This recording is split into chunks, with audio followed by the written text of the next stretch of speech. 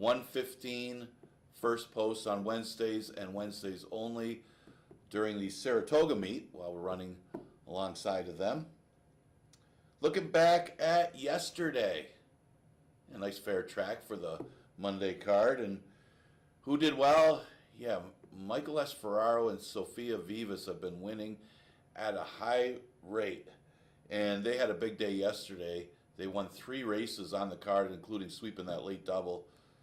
I believe that late double paid like $60-something, and they're both probably should have been the favorites in both of them. But yeah, they're hot right now, and you know Ferraro only gets better as the season goes on, at least traditionally.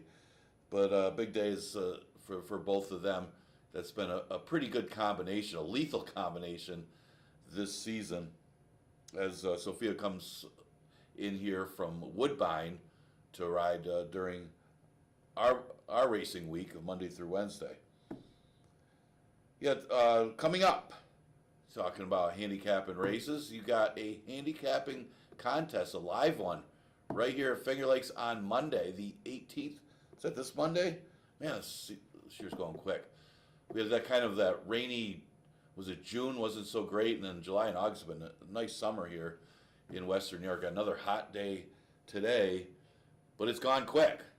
Summer's almost over, and well, that means 2-year-olds. We had our first 2-year-old race of the season too. I mean, that yesterday was our first 2-year-old event. Of course, you had a horse coming in here from New York taking the money. Sometimes that experience matters.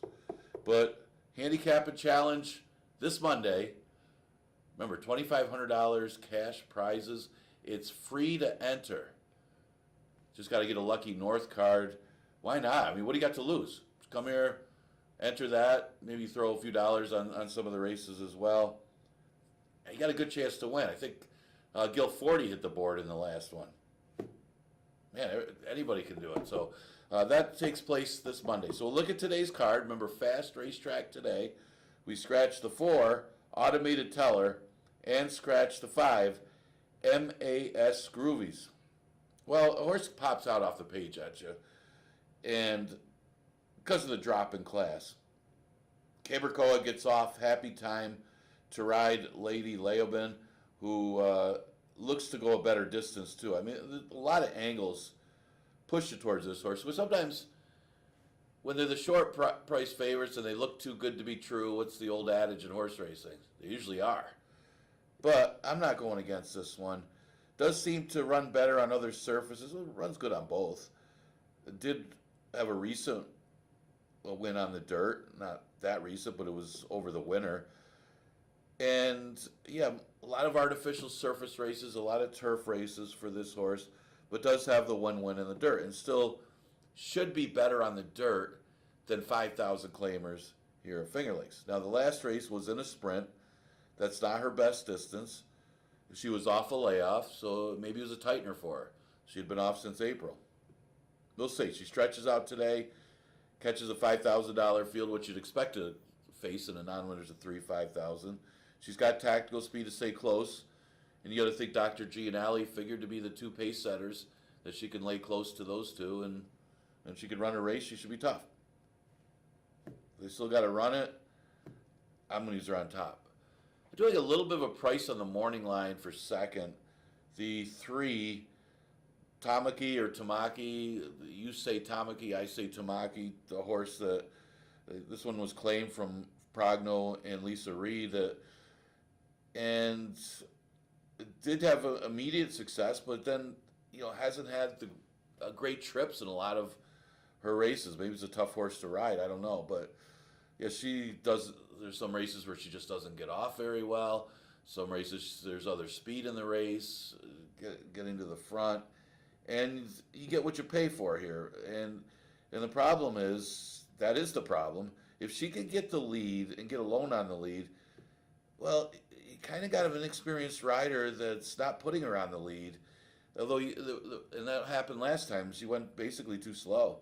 And you got Dr. Gianelli in here that has speed from the inside, so it's not a great situation for her because she got other speed on the inside with her. So I don't know. It's a tough spot for Tamaki, but I do think she's better than the rest of them.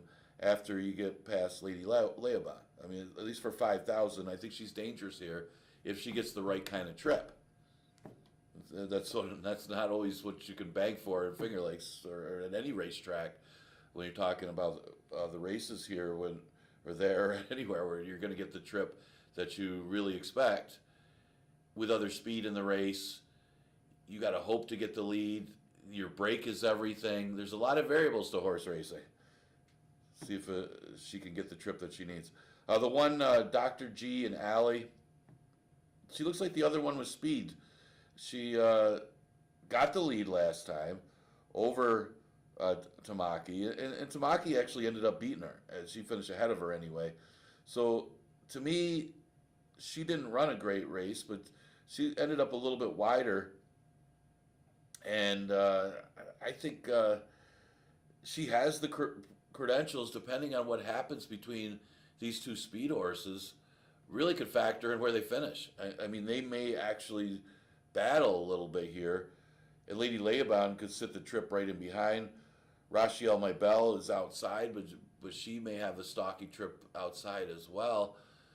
It's just a matter of pace flow in here, but I think the speed could run second and third in here, and Lady Leoban could just sit right off of them and take over because she looks like she has the class. So I'm going to go with the 7, 3, and 1 in race number 1.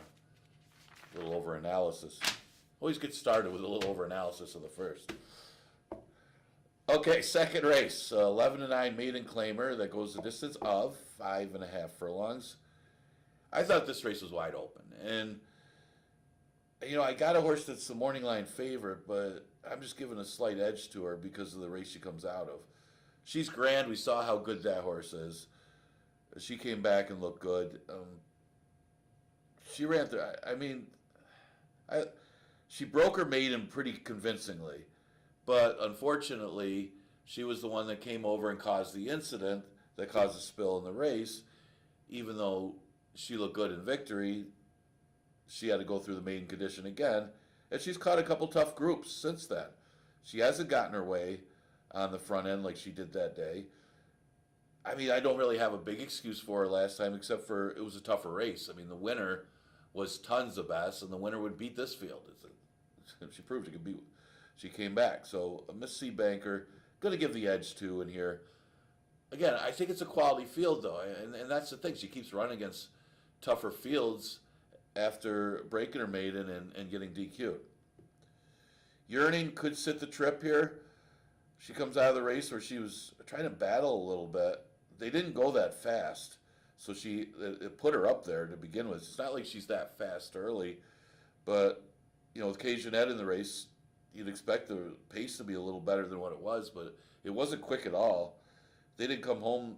They came home okay for 11-9, so I guess that you would expect for that day. She did finish ahead of Country Manor, who's in this race.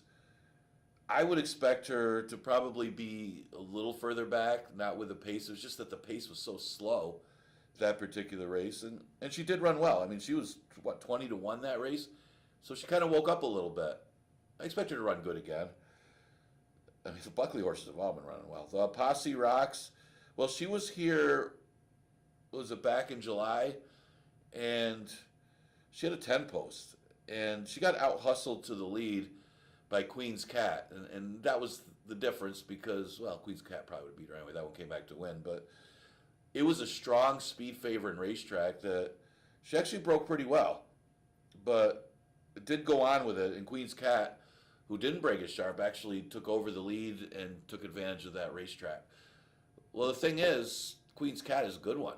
I mean, she's proven to be a good one. And this one, Fading, got caught chasing on that track instead of getting the lead and chasing on the outside from a 10-post. That's a tough trip. It's tough to gauge how good this horse is. She's got some pretty decent breeding. Her best race was in the mud in her first career start.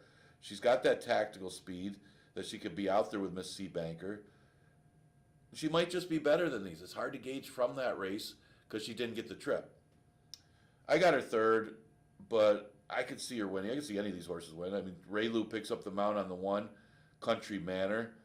She dropped to the 11-9 for the first time last time, and it wasn't that far behind Yearning.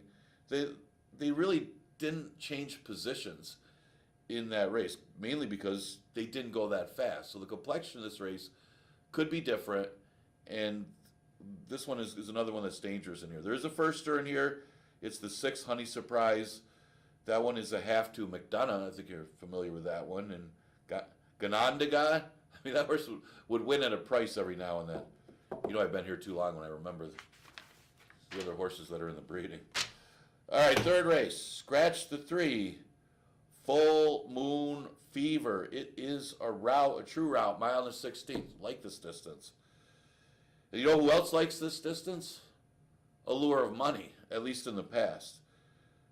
Never see the day Allure of Money, the Pot of Gold is favored over Allure of Money at 5,000. Well, you know what? I'm still going to go with the old class horse. He's not even old. I'm going to go with the class horse, Allure of Money. In for 5, but is a perfect 2 for 2 at the distance. Is a 3-time stakes winner. Does he have enough back class to still beat these? He's a 3-time stakes winner. He won that Tin Cup Chalice Stakes as a young horse. Won the New York Derby at this specific distance, the mile and the 16th. Remember when he did win the Derby, man, he pulled off a big upset. It's like a 1-9 shot in there that he defeated. He's a good one. I don't know if this is a jam job off of the claim. They claim the horse for 12.5. Get him ready for starters, and that's why it is a little bit of a poker move for Charlie Baker. I mean, Brother Jeremiah is dropping too. I mean, Brother Jeremiah was in for the waiver claim last time, and now is in for 5,000. That's an interesting move for Brother Jeremiah.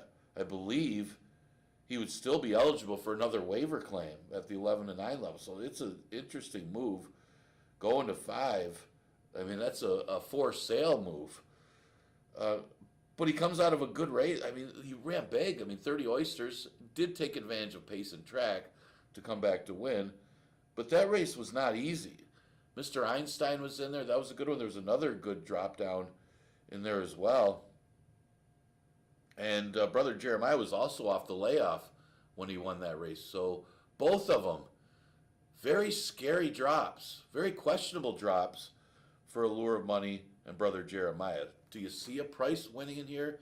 Could it be somebody other than these 2 drops? I mean, I don't love Pot of Gold at that price. Maddie's Express, I thought might be the other one. I mean, Pot of Gold certainly plays off the last race. But I don't know. I mean, the numbers aren't great for that one compared to what Allure of Money and Brother Jeremiah can do. I mean, you can never discount the Murph. All his horses are running well, but so are David Iola's too. I mean, his horse yesterday was just poor tactics. Maddie's Express, though, when this horse stretches out, he's run well in the past. And I look at this distance in particular. I mean, here's a horse that's got a lot of seconds and thirds, but wins at this distance. That's significant. I mean, he's got 4 wins at the distance, a mile and a 16th. And it's not like he's running that badly when he runs for the bottom. I mean, this horse has hit the board the last 4 starts. Granted, Allure of Money and Brother Jeremiah aren't in here. Now, he did run down Brock Moninoff. Might be more because of the 6 furlongs. Brock Moninoff needed the 5.5 and prove that next time. But that was a good effort by Maddie's Express. I think this horse is an upset chance in race number 3. And it depends on what these drop downs do. Obviously, Allure of Money and Brother Jeremiah lay over the field in back class. They look like the 2 best horses in the race. But there's questions when it comes to these drops. I don't know. Seeing more and more, lately anyway, with these big drop downs. They don't always fire. Never 1-2 condition is the 4th for fillies and mares. It goes the distance of 6 furlongs. Now, there's a few races like this one today, and you know that's the thing. How you handicap these races is you got to look at pace. Pace matters. You may have the best horse in the race if he's a deep closer and there's no pace up front. Those horses have a big advantage because they're not coming back to you. Well, it isn't like Digital Sale has a ton of speed, but there's just absolutely no speed in the race. I think my top two are a couple of horses that have speed. Actually, my top three might be running 1, 2, 3 around the track. But I thought from the gate, Digital Sail, of these speed horses, and there's no speed horses in here, she might inherit the lead. She might get the lead going 6 furlongs. And when you got these horses dropping from 11 to 9, let's face it, Digital Sail, Ali Song, and Franny Lou, they all make the same move. They all look relatively equal at their class level and the numbers that they have. That you get a paceless race like this, it might just come down to the trip. And in a sense, Digital Sail looks like she's going to get the best of it because she looks like the main speed if she can get the lead from her position. And she has shown speed in the past. And that might be what she needs because it seems like she's chasing a little bit in some of these races. Now you look at the last race, the Practical Rachel race where Digital Sail and Franny Lou both came out of that race. They're both chasing, in the middle of the track. You watch the race, it looked like the winner was I can't say the horse right, Pesadilla Chanel or something like that. Had the lead, opened up the lead. Practical Rachel got off slowly, really horribly, and spotted the field a ton of lengths, but that's how much they backed up. The race collapsed, and it may have been more of Pesadilla Chanel taking over the lead and looking for competition later, just getting tired late, because she stopped right before the wire. Well, the horse that was way back in last was the one that ended up getting a nice inside trip and ended up passing them all from the inside. So they all kind of backed up. So these horses that were chasing on the outside might have got the worst of it in that sense. When that horse stopped, it was the horses that were making that ground up instead of chasing on the outside. The horses that chase on the outside, when the horse stops on the front or stops late, they're not the ones that pick it up. It's the one that rated early and have that quick last quarter that's moving. And that's how it is. But Digital Sail, I think, is a different type of scenario today where she's going to be the one that might be able to get the front for being inside of Ali Song and Franny Lou. Ali Song, she was claimed for 5, stepped up in class, and you could make the argument that she comes out of the better of the two 11 to 9 races. I mean, Franny Lou and Digital Sail come out of the 11 to 9 where the Practical Rachel won. But Shenandoah, that race that Ali Song comes out of, you might make the argument it's a better race. She was bet down to be the favorite in there, and it's not like she ran that badly. She got caught wide trying to make a move. Now, Cruz goes to Artemis Girl. This horse has got the third different rider in the third different race. That scares you off a little. But the other question is, does she want to win? I mean, they were willing to drop her to 5,000. She ran good, and it was one of those races where she got beat by the racetrack more than anything, but she didn't get beat by a very good field. Now, she did run second. Not hating on the winner of that race, but it could be a case of does she want to win, too? I mean, maybe not passing that last horse, because she is 1 for 25. That was my only knock on Ali Song. Numbers-wise, she should win this.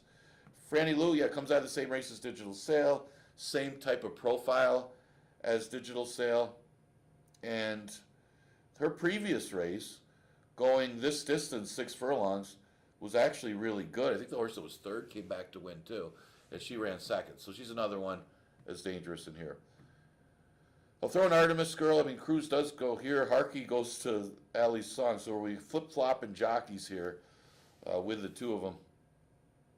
Artemis Girl, though, you know what to expect from Artemis Girl. Absolutely no early speed, which kind of puts her against it here because I just don't see a strong pace. Sometimes that happens when you don't have much pace. You do get a couple horses that are aggressive anyway, and Artemis Girl will have something to run at. And she's been firing pretty well. I mean, she sits back and makes her run, and it's kind of like that Buckley horse that won the race yesterday. You sit back and make a run, you're at the mercy of the pace, because that's your running style. You don't want to change your running style, and sometimes you do get that pace and get that racing luck. Could be. 3, 6, 7, 4. All right, fifth race, we're going to start the late pick 4. Remember, 8 races today.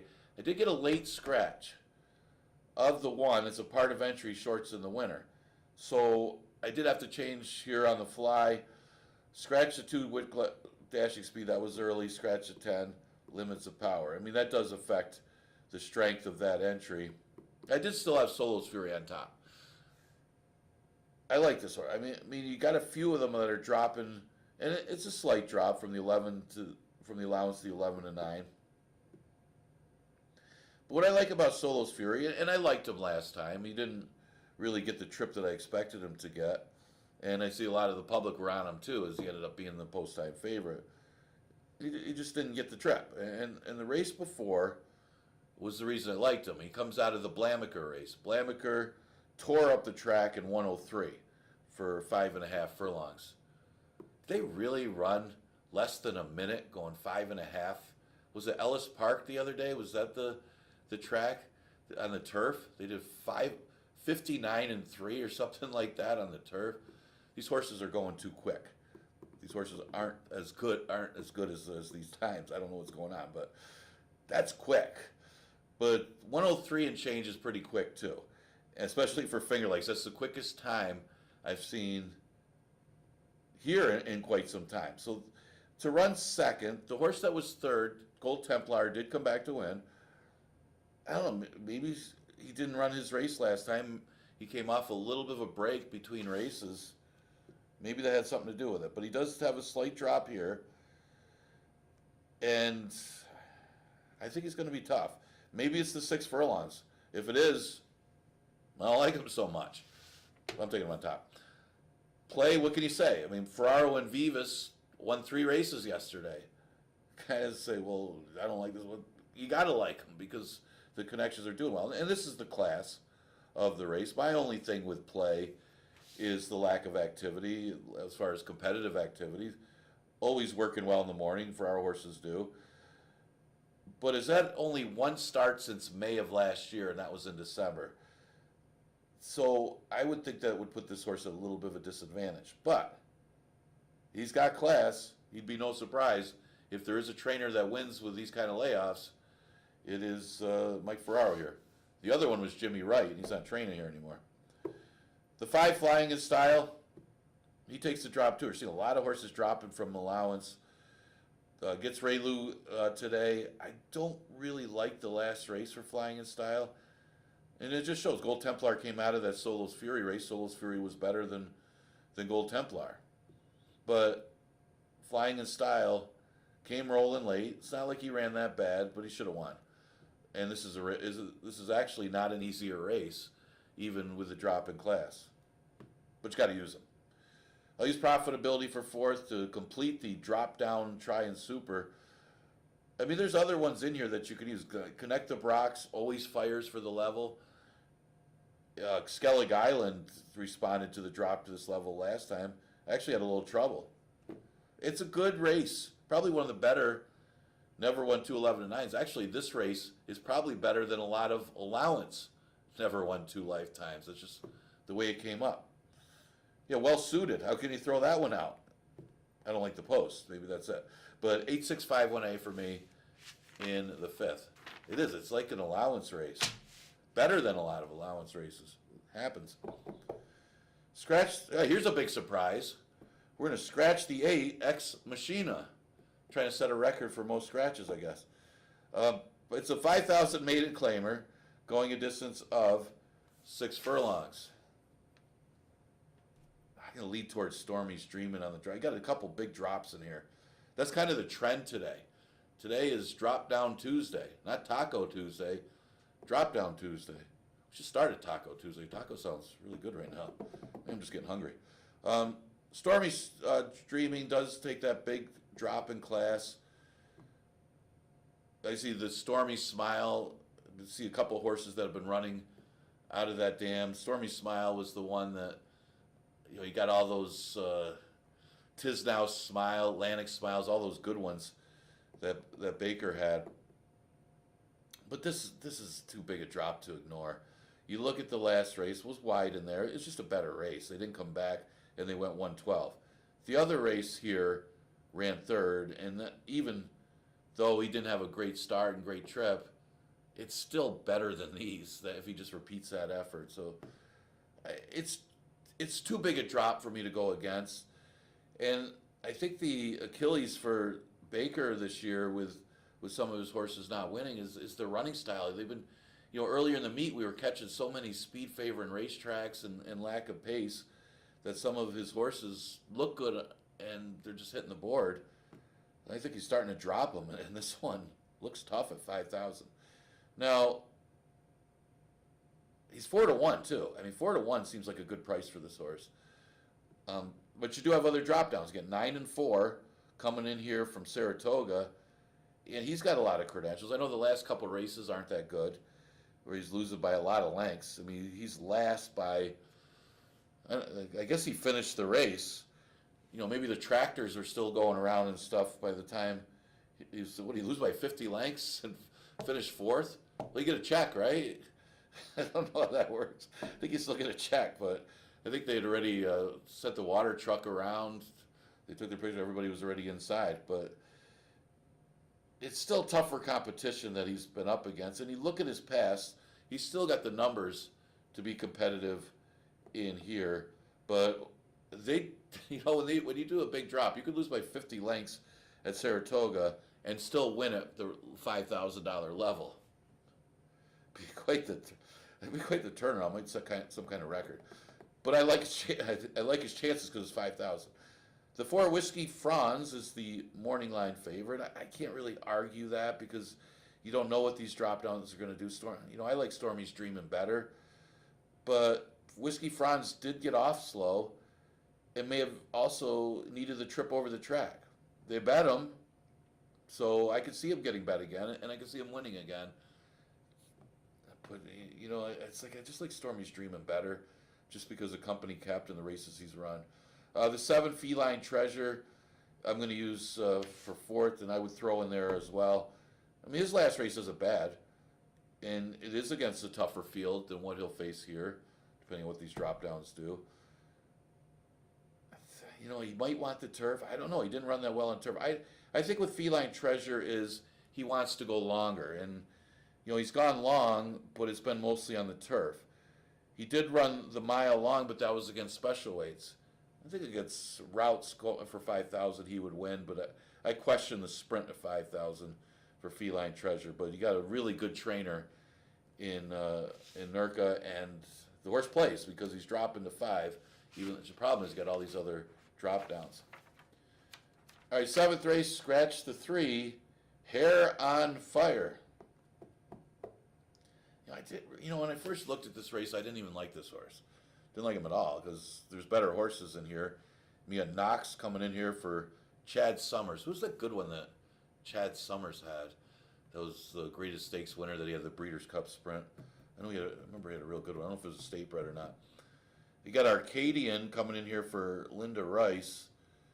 Kind of been starting to shy away from the Linda Rice horses coming in here. So they haven't done very well overall. This time, yes, I don't think he got the trip that he needed. I think he played second fiddle to his stablemate last time. I look at this race more for the pace flow. It's kind of like the race earlier.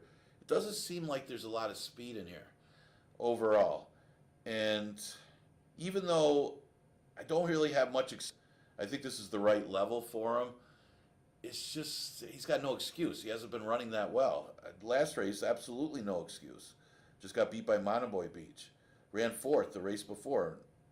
No real excuse. I mean, he was a little bit wide. The reason I like him today is the true overall lack of pace in this race. Freedsdale is the speed, and he may find himself in a position that he hasn't been, and that is maybe getting a clear lead or at least setting the pace here in 23. And that could put him in the winner's circle, even though I think there might be better horses at this point in his career anyway, because I know he's got some backlash. I don't want to say there's better horses in here than him, because in the past he's been better than the rest of this field. But looking at the no excuse races that he's run, I'd say that. But I think he has that tactical advantage of being the speed of this race, and I'm going to use him on top. Conversely, the Delaware Boys might be the best horse in the race, but he doesn't have a pace to run at. And that's been the problem. He really hasn't had the kind of trip that he needs. He was forced to be up closer than normal in his first start off the layoff. They didn't go very fast. What are you going to do when they go that slow? And the problem is, you're in a catch-22 position. You sit back and try to make a run, they don't come back to you. You end up being a little bit closer because because it's so slow and you're up there, the horse doesn't run like that and he ends up fading. He went into the one state bred. I don't want to say it's out of condition because a lot of times the one state bred's easier than the 3 lifetime. Didn't get off all that great. Sometimes it doesn't matter with a horse like this, but they didn't come back to him either. They did 47 to the half. What are you going to do? Problem is, I expect the same kind of race here, but he does drop.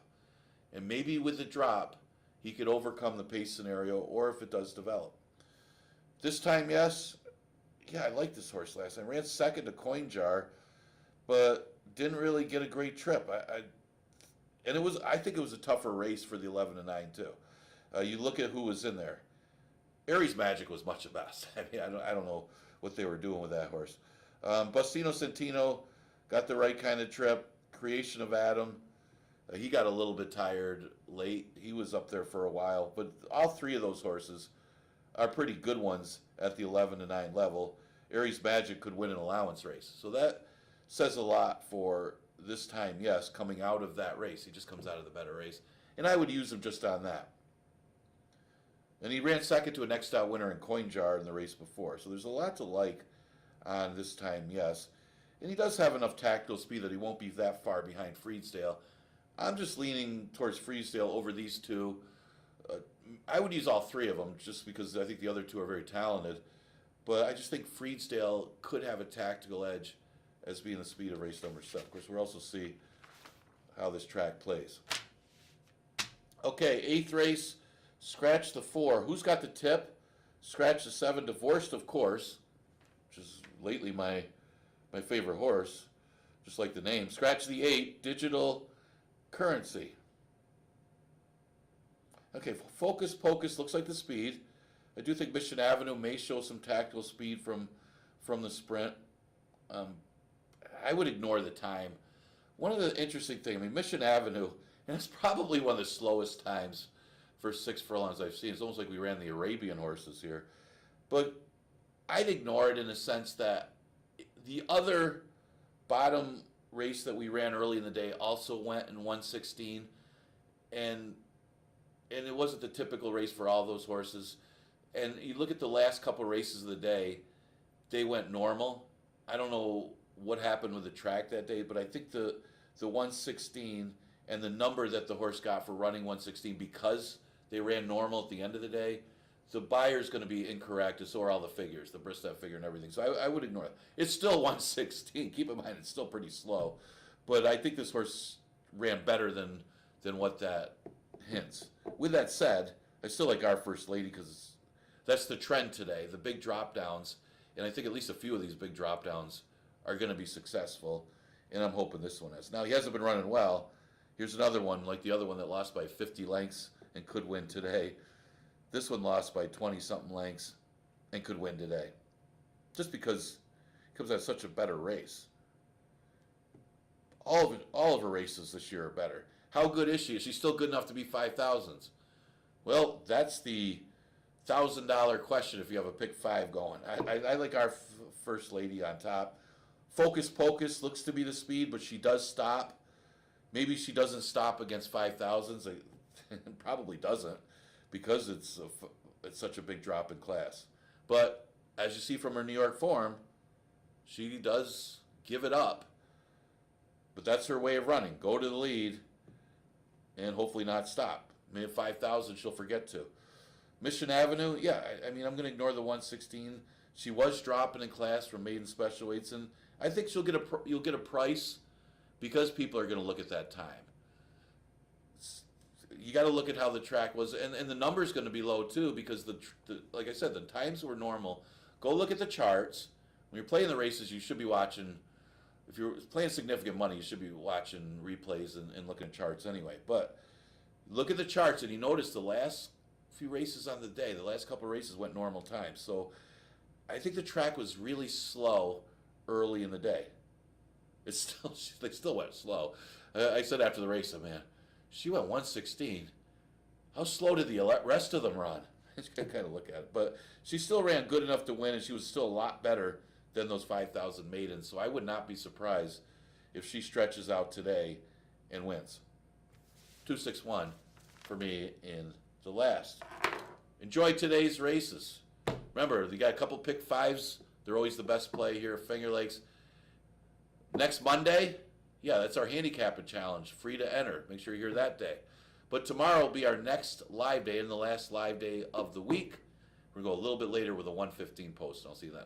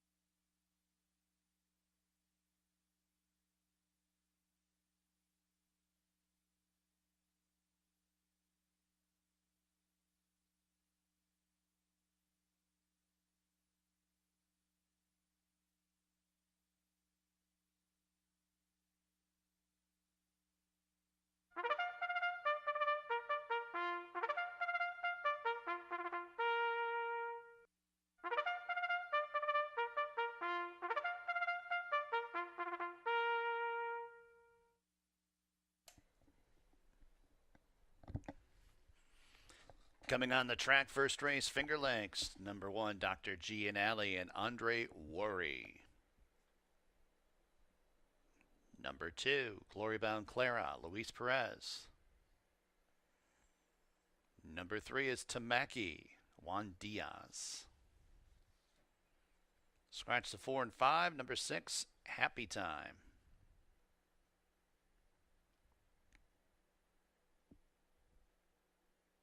With Christian Navarro in the irons. Number 7, Lady Lauban, Cabercoa. And number 8, Rochelle Maibel and Rafael Regina Jr. Post time in just a few minutes. Please note,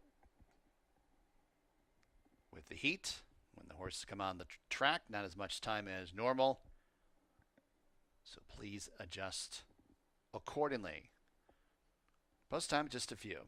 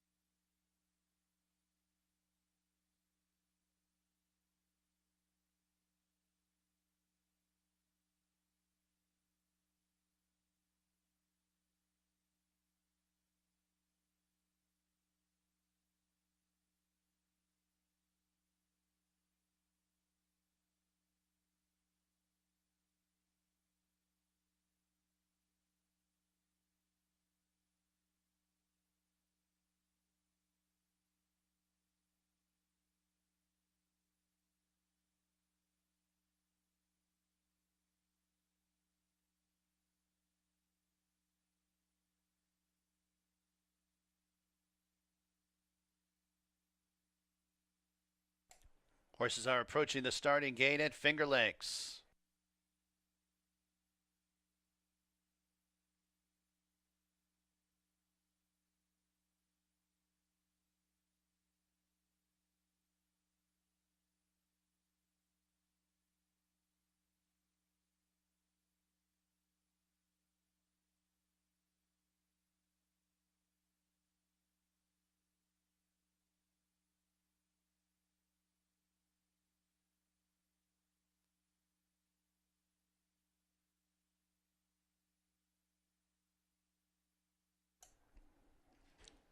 Fillies and Mares have arrived at the gate. First race here at Finger Lakes.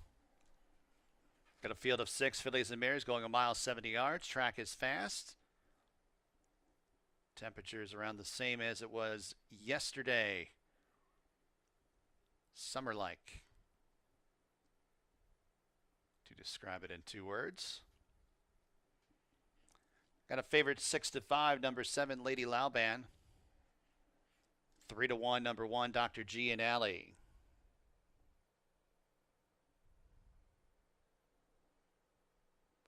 Glory Bound Clara into line. Tamaki. Lady Lauban will be next after Happy Time goes in. Happy Time locked away. Lady Lauban.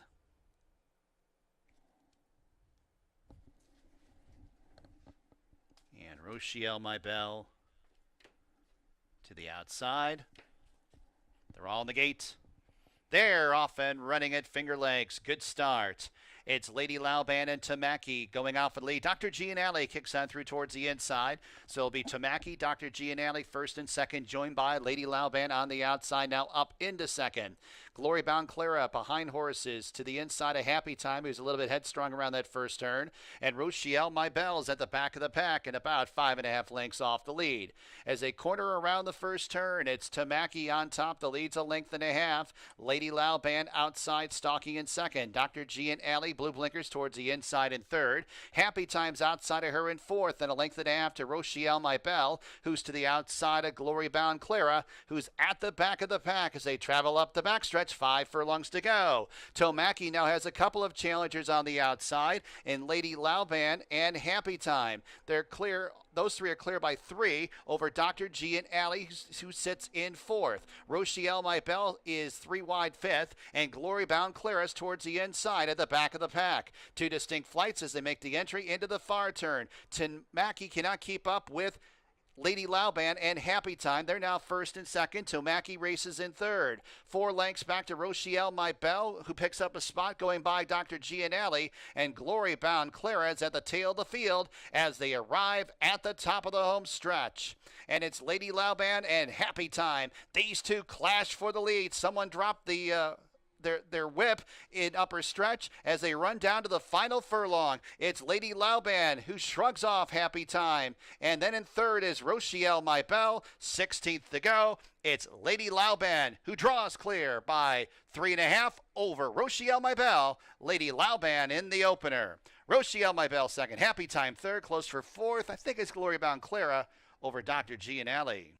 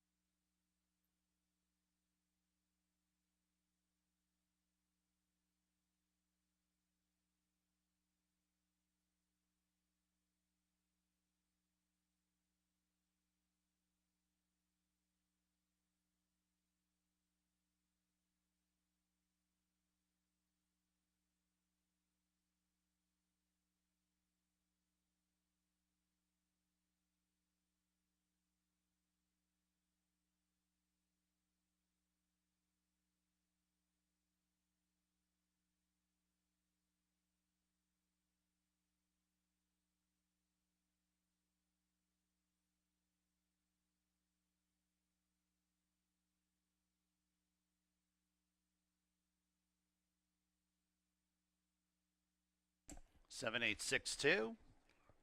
Lady Lauban back to the winner's circle. New York bred, 5-year-old Black Brown mare by Lauban out of La Mousse. Anthony R. Pedograsso is the owner, M. Anthony Ferraro, the trainer, K. Berkoa, the winning jockey. Anthony's also the breeder of Lady Lauban.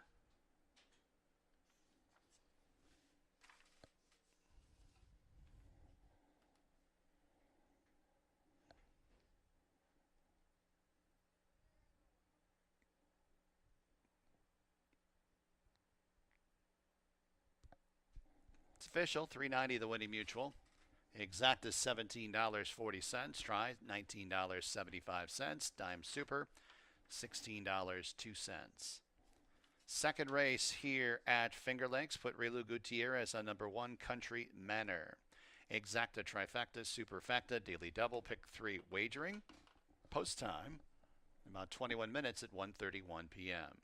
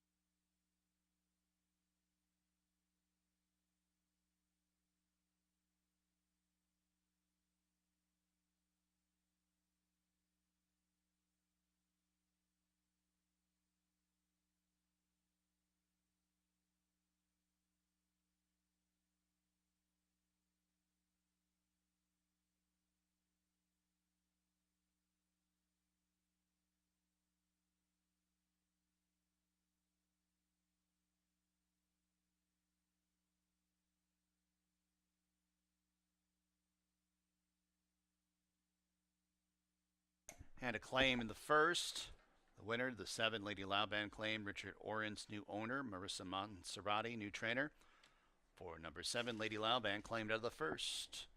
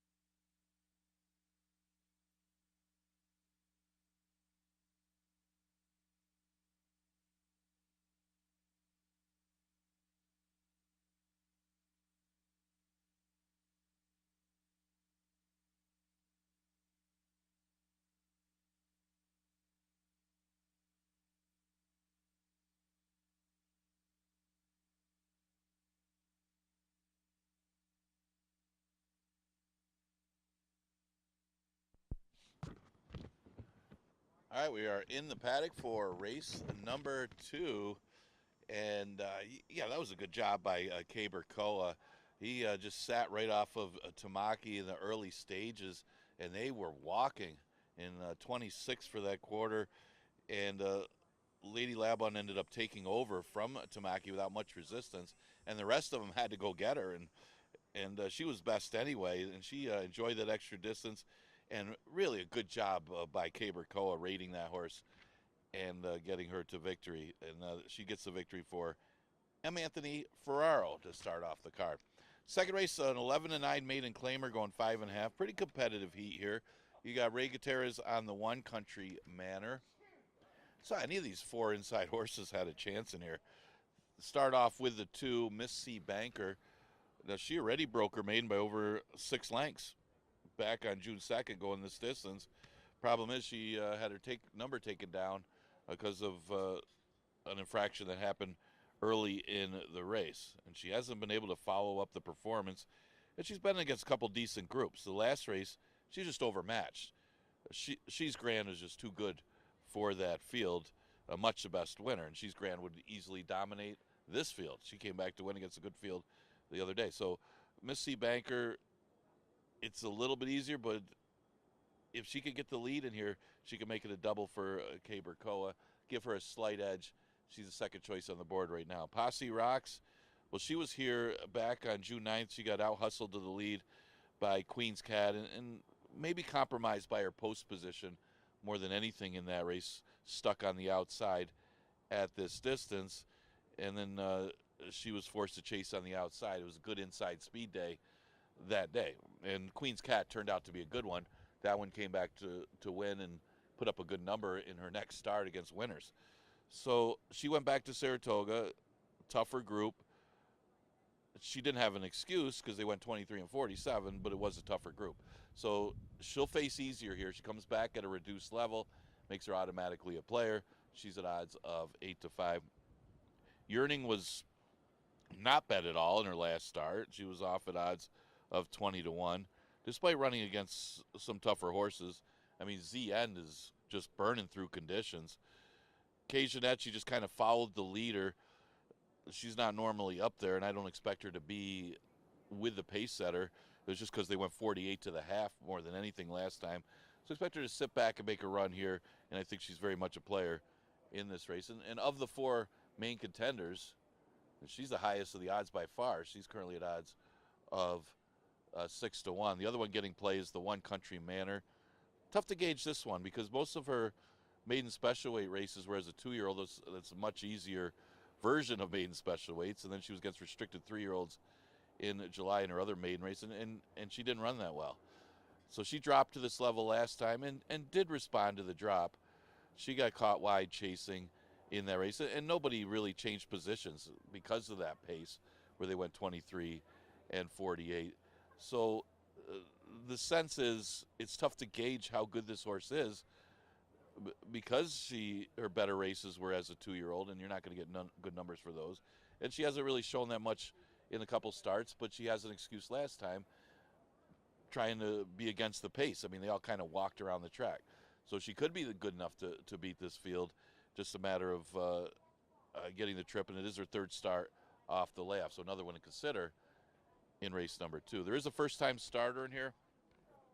It's the 6, Honey Surprise, not getting much for any early play. She's going to run without shoes here, so I guess that might tell you enough there. But this is a half to McDonough and Ganondagan, who also ran here, so she'll be making her first start for a tag, 11-9 levels. 28-1, not getting much for play. Exacta tries Super Daily Double and pick 3 starts in the second. Got 6 minutes to post.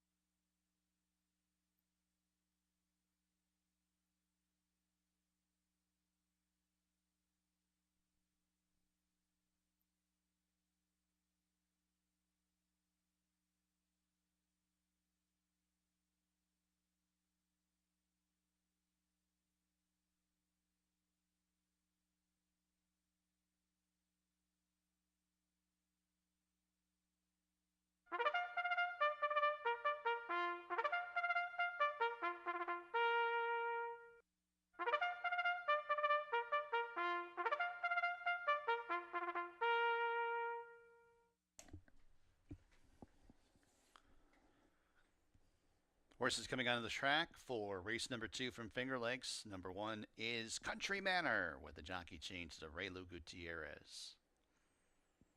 Number 2, Miss C. Banker in Cabercoa. Number 3, Posse Rocks, Lane Luzzy into ride. Number 4, Yearning, Kevin Navarro. Number 5, Lady of Mercia in Hemet Harkey. Number 6, Honey Surprise, Rafael Regina Jr. in the irons. Post time in just a few.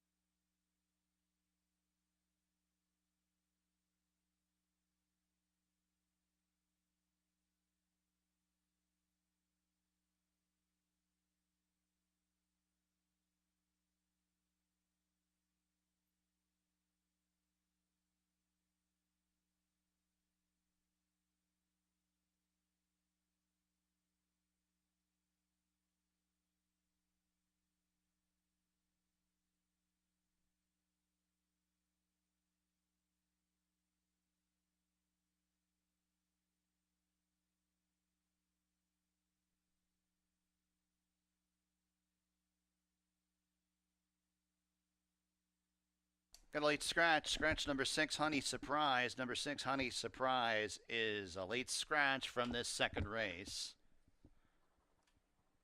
Scratch number 6, Honey Surprise.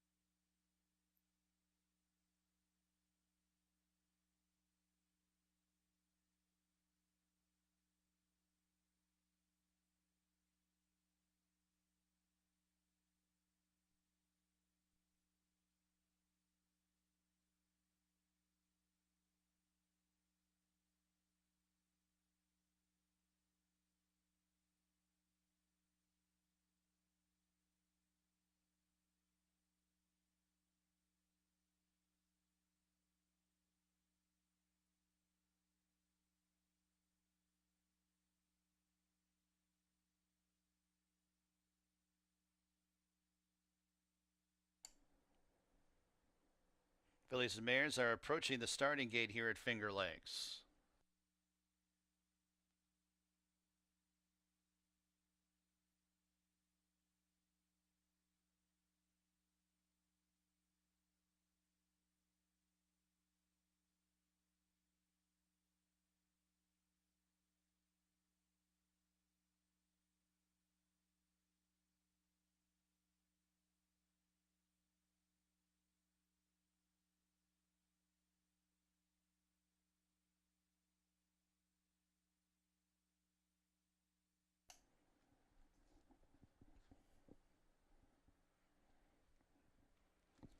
Fillies and Mares have arrived at the gate for race number 2 from Finger Lakes. Late scratch of the 6 leaves us with a field of 5. Maiden claimers going 5.5 furlongs. 4 to 5, number 2, Miss C. Banker. 2 to 1, number 3, Posse Rocks.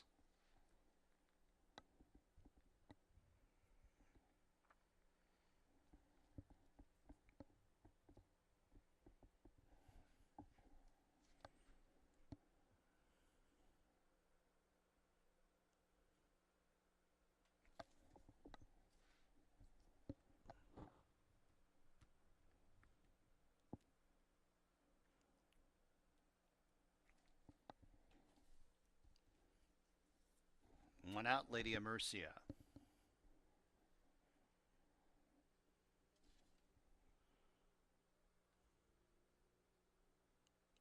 They're all in the gate. And they're off. It's Posse Rocks who motors out for the lead. Miss C. Banker up the inside in second. Yearnings outside in third. Then a couple lengths to Country Manor gets off the inside in fourth. And then 3 parts of a length to Lady Emercia, who's at the back of the pack. As they race up the backstretch, Posse Rocks has the lead. Yearnings to the outside of Miss C. Banker for second. Then a 2.5 lengths to Country Manor second last. And a length and a half to Lady Emercia, who trails the field. On the turn, 3 furlongs to go. Posse Rocks has the lead by a half length. Miss C. Banker comes to tackle outside in second. Yearnings in third and 3 lengths off the lead. Country Manor has 5.5 lengths to find in second last. And Lady Emercia trails the field as they reach the top of the stretch. Miss C. Banker drifts out wide but strikes the front with 3/16 to go. Posse Rocks battles on towards the inside. Yearning is in third, then Country Manor fourth. 1 furlong to go. It's Miss C. Banker who opens up by a length and a half. Over Yearning is on the outside up in the second. Posse Rocks third. Country Manor fourth. In deep stretch, it's Miss C. Banker. Miss C. Banker give Koa the early double here at Finger Lakes. Yearning second. Country Manor third. Fourth, Posse Rocks.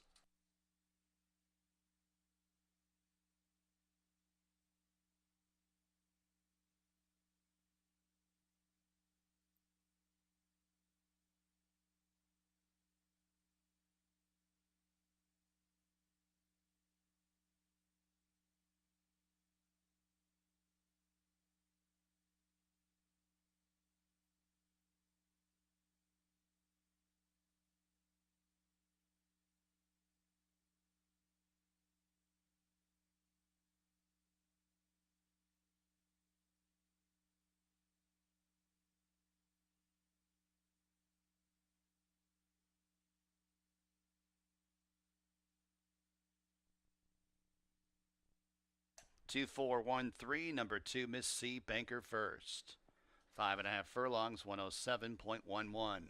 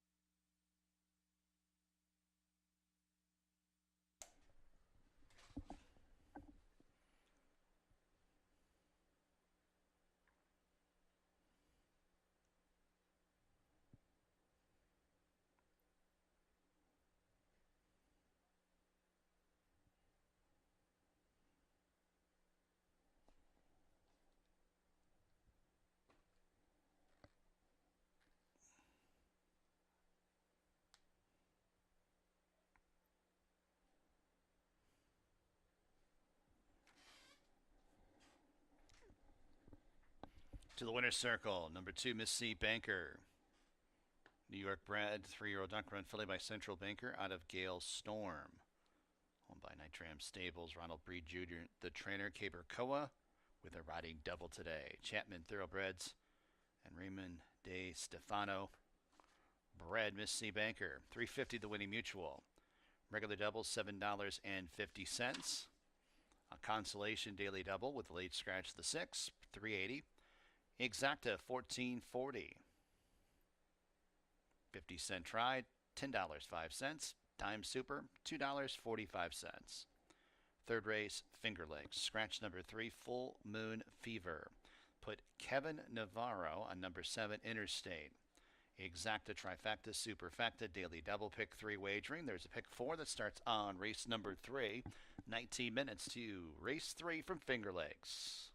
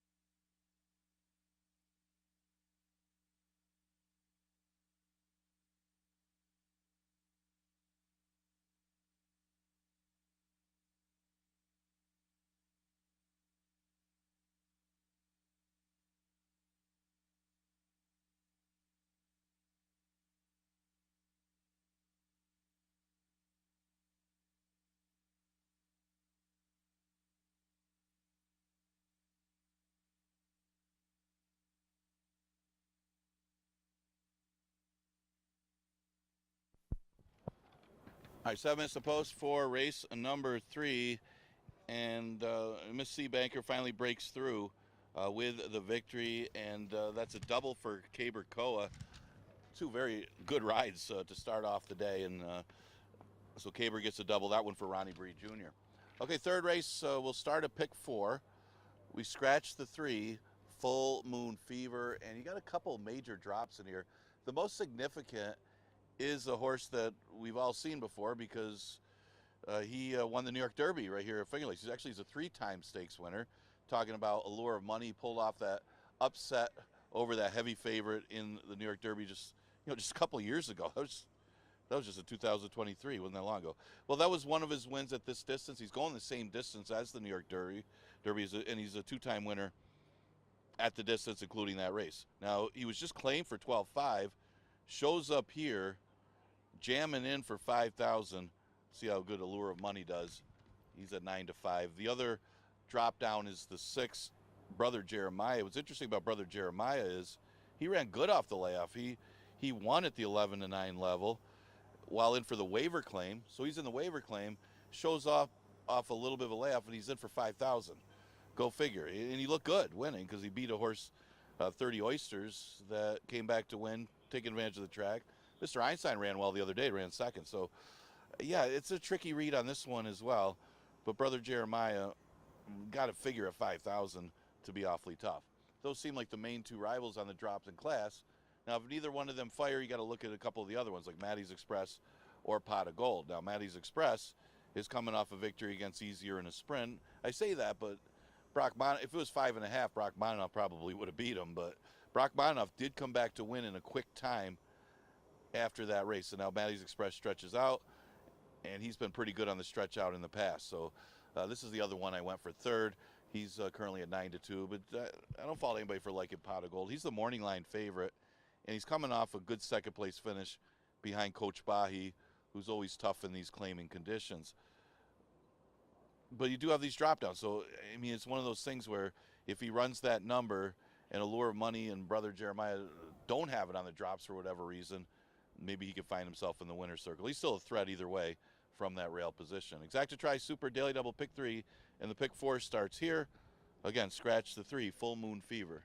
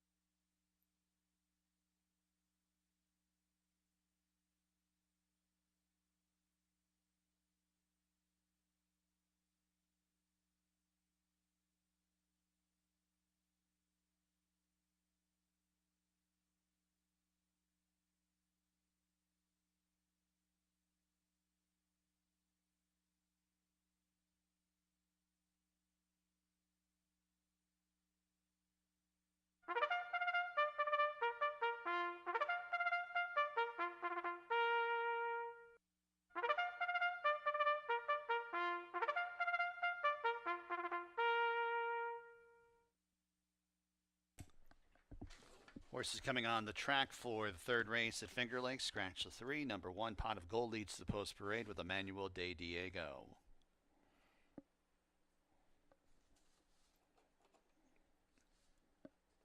Number 2 is Allure of Money and Cabercoa. Number 4 is Maddie's Express and Christian Navarro. Number 5 is Goldini, Jeremias Flores. Number 6, Brother Jeremiah, Joel Cruz. And number 7, Interstate, Jockey Change, Kevin Navarro. Post time in just a few.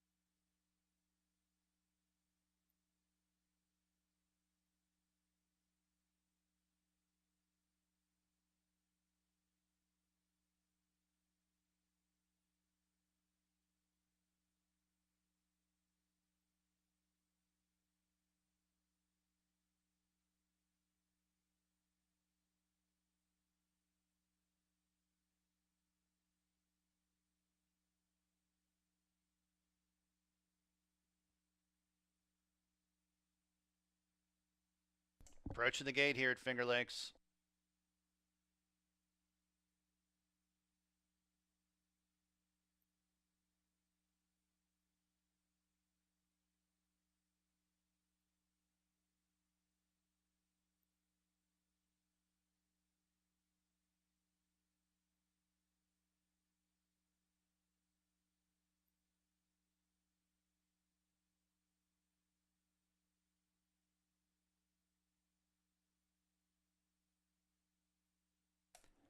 And the horses have made their way to the starting gate, race 3 from Finger Lakes.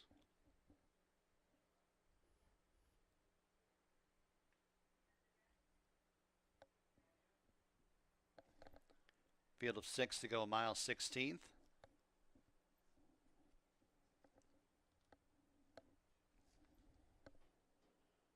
Goldini goes up, Brother Jeremiah, and then Interstate.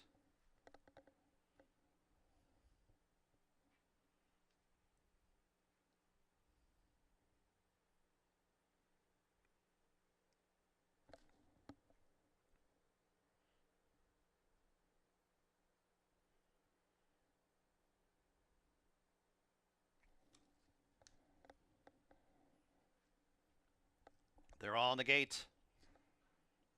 And they're off. Looks like a great start. It's Allure of Money who emerges for the top spot. Pot of Gold goes with that one up the inside in second. Manny's Express tracks in third. Goldini's in fourth.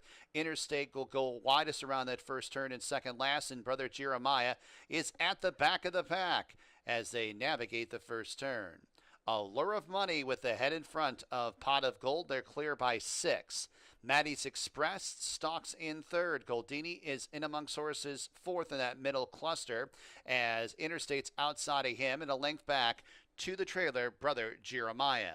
2 distinct flights and about 9 lengths from top to bottom. 5 furlongs to go in this race. Pot of Gold and Allure of Money together as one up the backstretch, and they're clear by about 3. Maddie's Express cuts into the margin in third. And then it's Brother Jeremiah who probes through at the fence in fourth. Goldini's in fifth, and 5 lengths to Interstate, who's at the back. Entry into the far turn. Pot of Gold and Allure of Money. They've been in match race mode since the gates were unlatched, and they're clear by 3. Maddie's Express is on the outside third. Brother Jeremiah able to get through towards the inside now. Up into third is Brother Jeremiah. Brother Jeremiah is only 2 lengths off the lead and will join the co-leaders as they reach the top of the stretch. Pot of Gold the first to face us. Allure of Money, Brother Jeremiah on the outside second and third. A few more lengths back to Maddie's Express in fourth. They got 1 furlong to go, and it's Brother Jeremiah who assumes command in mid-stretch. Brother Jeremiah, Pot of Gold, Allure of Money, first, second, and third. They come down to the winning line. It's Brother Jeremiah victorious. Pot of Gold second, then it was Allure of Money and Maddie's Express.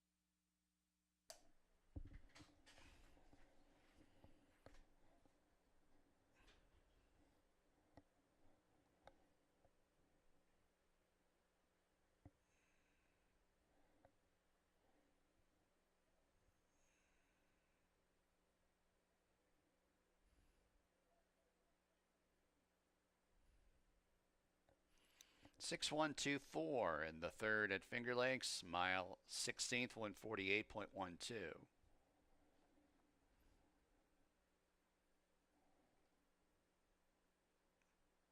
Back to the winner's circle, number 6, Brother Jeremiah. 2 wins in a row for this New York bred 7-year-old chestnut gelding by Micromanage out of Susie's a Cowgirl. Owned in Bred Glass Tip Stable. Jonathan Buckley, the trainer. Joel Cruz, the winning jockey. It's official, $11.20, the winning mutual. Double, $17.80. Exacta, $37.40. 50-cent try, $18.12. Dime super, $5.92.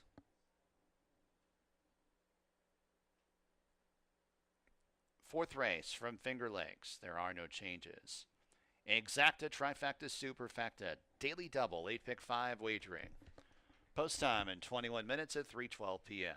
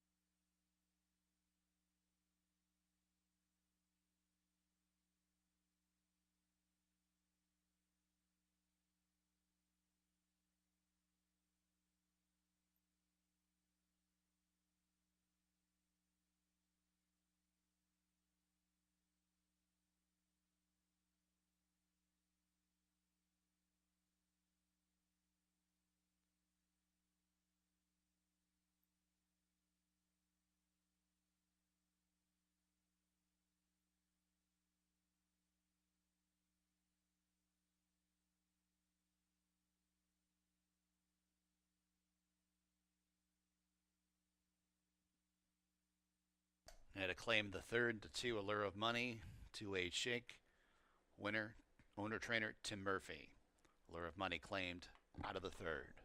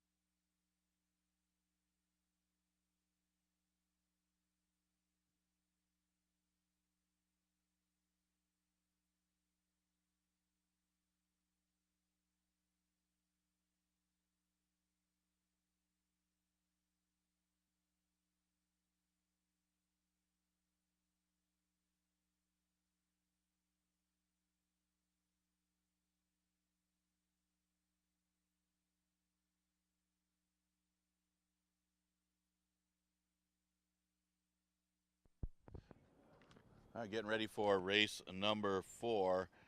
And yeah, the drop downs were going to be tough. And their brother Jeremiah dropping off of the waiver claim victory. And really just a good job by Joel Cruz, too. Joel Cruz was saving ground, tipped out, couldn't have got a better trip. Of course, brother Jeremiah likes to play around a little bit at the end, so he wasn't going to draw away, but he did enough. And Joel Cruz actually did a good job getting that victory for John Buckley. Brother Jeremiah on the drop. 4th race, 5,000, never won 2, Fillies and Mares, going 3/4. Early play on the 6, Allie's Song. Allie's Song makes her return after running at July 2nd, so she's been off a little over a month. She was a beaten favorite in her last race, despite stepping up. She ran a good race. She didn't have that good of a start, but she fired well. She's 1 for 25, though, and that's kind of what you're up against if you're betting this horse at 6-5. Horse has had a lot of chances, but then again, not a lot of chances at this level. This is the level that she was claimed. She that was her first start over the track, and Joyful Departure was on the good part of the track while she wasn't. Still, you'd think that she should have won that race dropping from where she was. That would be the only knock on Allie's Song, but she's got definitely a horse you need to use off of the numbers. I use her second best just because she doesn't have that nose for the wire lately. The 3 Digital Sail might be the speed here in a race that's really lacking on any kind of early speed. Digital Sail finished off the board. 2 of them come out of the same race, the Practical Rachel race that fell apart. Practical Rachel, who was off slow, came from last and ended up winning the race. Digital Sail was kind of chasing on the outside. Well, today a different type of trip because of the lack of pace in here. Got to figure her to be on the front line unless Positively finally breaks. Can't really count on that either. So Digital Sail right now at odds of 9-2. Mention the 6, Franny Lou, I should say. Franny Lou comes out of the same race as Digital Sail. Kind of lost interest a little more and got eased up towards the end. But she ran a good race the time before. She was a beaten favorite, but may have also been overbet a little bit. She did run a good second. The horse that was third, Igniting the Flame, came back to win. Again, Practical Rachel was off the screen because she got left, but they all just backed up to her. So it was that kind of a race. So she goes a little further today, 6 furlongs. And keep in mind, Franny Lou's only career victory was at that distance, this distance. Of course, you could say the same thing for Allie's Song. So Franny Lou right now at odds of 5-1. She seems like the other one. Unless they completely collapse, then that brings Artemis Girl into play. Artemis Girl is clearly at the mercy of the early pace. It just doesn't seem to be a lot of speed in here. But if they do back up at this 3/4 distance, look for her to be rolling late. She's actually going an extra half furlong today. She just doesn't get a pace on paper. Exacta Tri Super Daily Double and the late pick 5 starts with race number 4.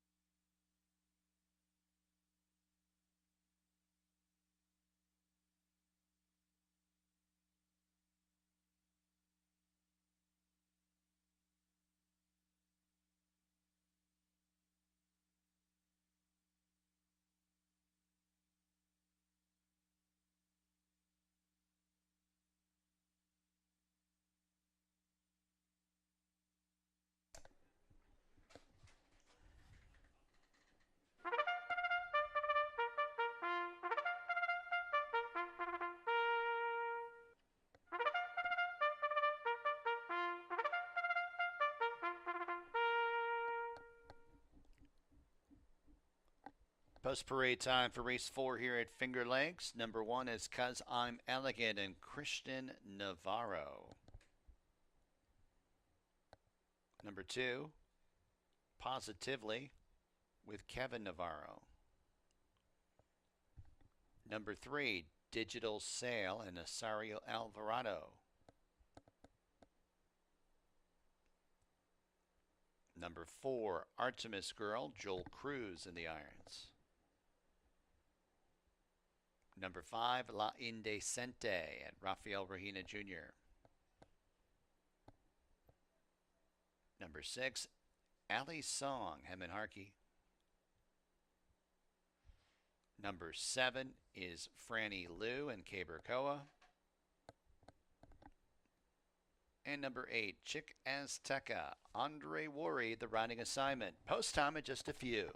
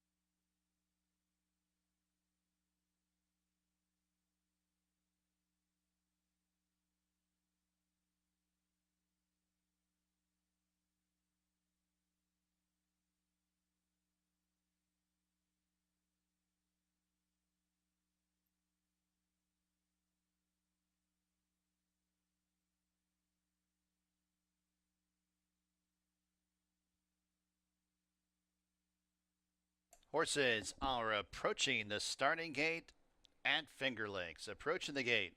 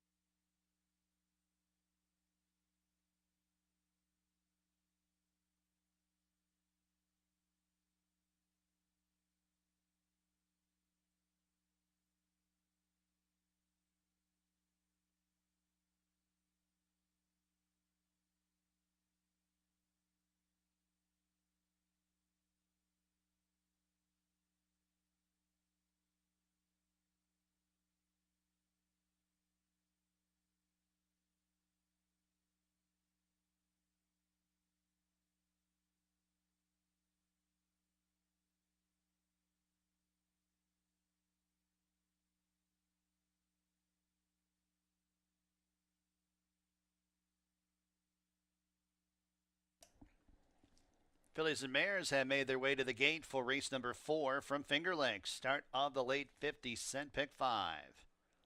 Got a field of 8 to go 6 furlongs. 4 to 5, number 6, Alley Song. 5 to 2, number 3, Digital Sale. Loading up, race number 4.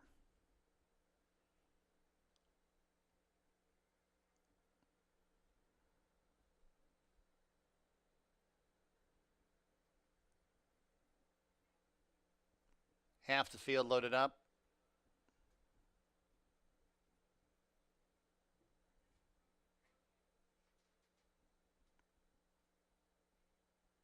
Alley Song going in, 2 out. Franny Lou and Chick Azteca.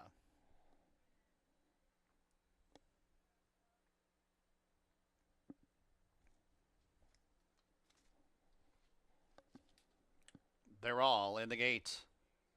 And they're off. A stumble at the start there for Artemis Girl, who's last. It's Franny Lou and Chick Azteca. These two blaze out for the lead. The favorite Alley Song now up into second and challenging for the top spot. Alley Song gets that lead. And then it's Positively, who's in a joint third with Chick Azteca, as it's Digital Sale, who's in mid-flight and 5.5 off the lead to the outside. La Indecente. 2 lengths to the gray. Cause I'm Elegant, who's about 4 lengths in front of Artemis Girl, who trails the field. Alley Song into the turn has a lead by a half length. Franny Lou in chase mode second. Positively towards the inside third. 3.5 off the lead. Chick Azteca outside of her in fourth. Digital Sales in fifth and 6 lengths off the lead. 3 lengths to La Indecente. The back 2 horses, Cause I'm Elegant and Artemis Girl, as they arrive at the top of the home stretch. Franny Lou taking it to Alley Song. These two are nip and tuck and upper stretch. Chick Azteca under left-handed pressure. Positivelys at the fence. Digital Sales on the outside. La Indecente is only 3 lengths off the lead. La Indecente is gonna get the split as they run to the 16th pole. It's Chick Azteca and La Indecente. These two will decide it. Chick Azteca, La Indecente. Here comes the winning line, and it's too close. Too close to call. La Indecente and Chick Azteca in a close photo finish in the 4th from Finger Lakes.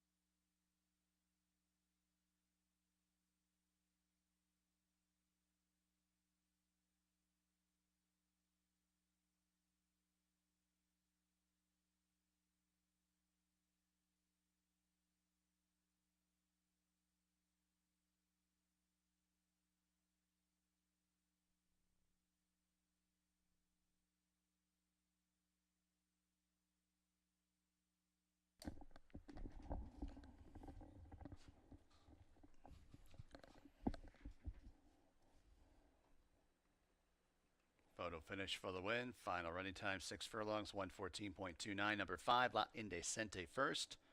Second, number 8, Chick Azteca. Third, number 6, Alley Song. Fourth, number 7, Franny Lou. 5, 8, 6, 7 in race 4 from Finger Lakes.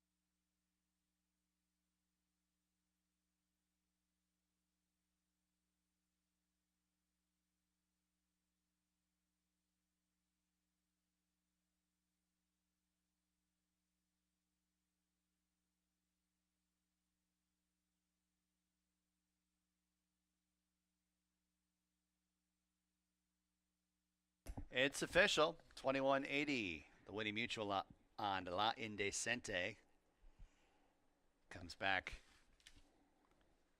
to the winner's circle area. La Indecente is a New York bred 4-year-old bay filly by Vino Rosso out of Gloomy. I'm not. Luis Gutierrez, owner-trainer Rafael Rehena Jr., the winning jockey. Sequel Stallions, New York LLC, bred La Indecente.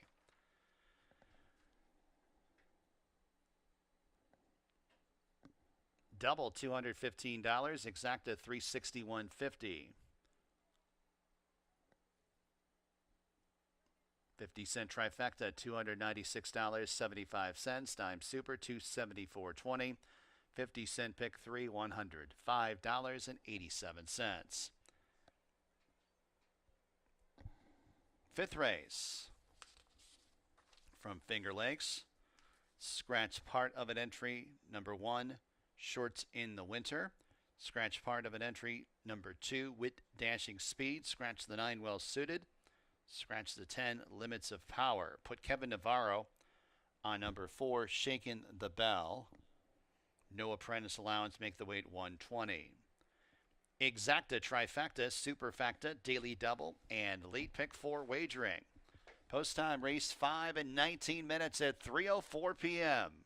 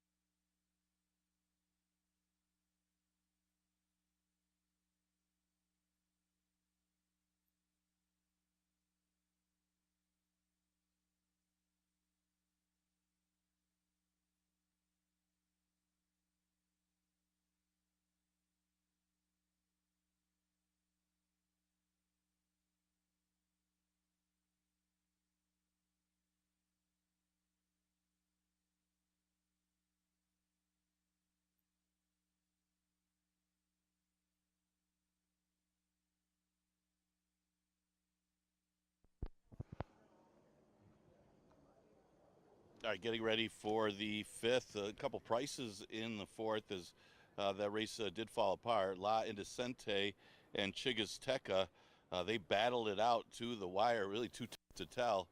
It needed the photo to decide that La Indecente held on the inside. Rafael Rohina for Lugu, Louis Gutierrez, has a little bit of a price in the 4th. Ali Song, a little over bet in there, and ended up collapsing anyway. 5th race, we'll start the late pick 4. Did get some scratches in here. Now we scratch the 1, that's a part of entry. Is the 1A still on the board as that happened before the races? Scratch the 2, part of entry. We do scratch both the 9 and the 10. Looks like the 9 was a late scratch, well suited. And of course, Limits of Power is a scratch this morning. Look at some of the main contenders in here.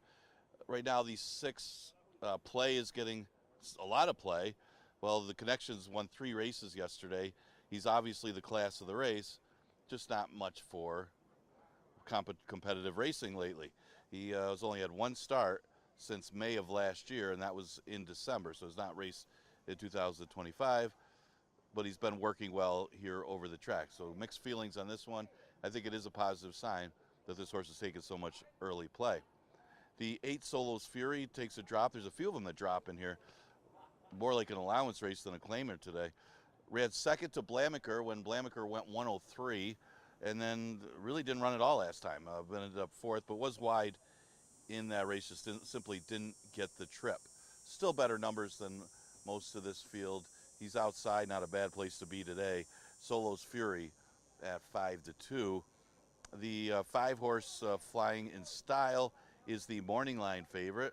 Switches to Raylu here, and we'll get a little more distance, going an extra half furlong.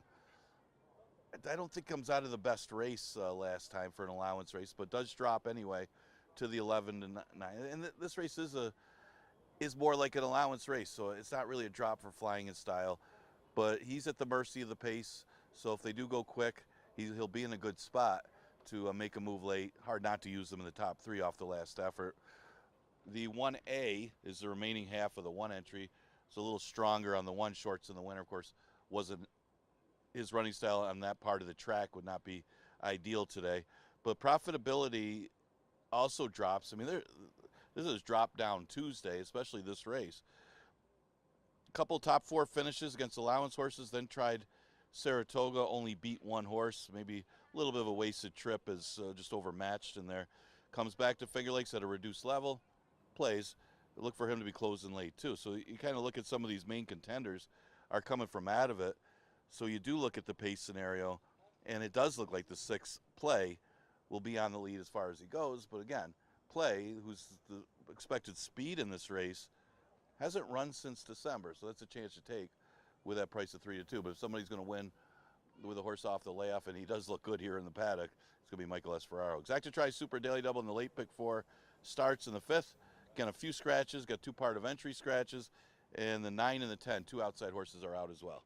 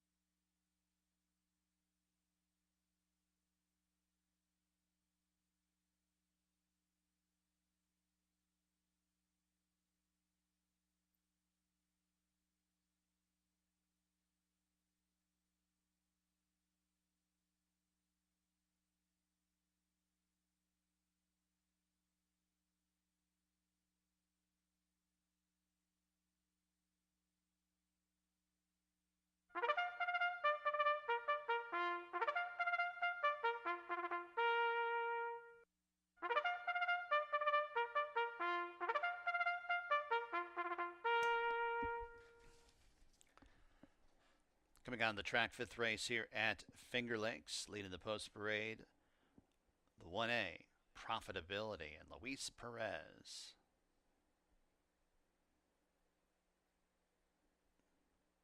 The 2B, Dancing with Jake and Rafael Regina Jr.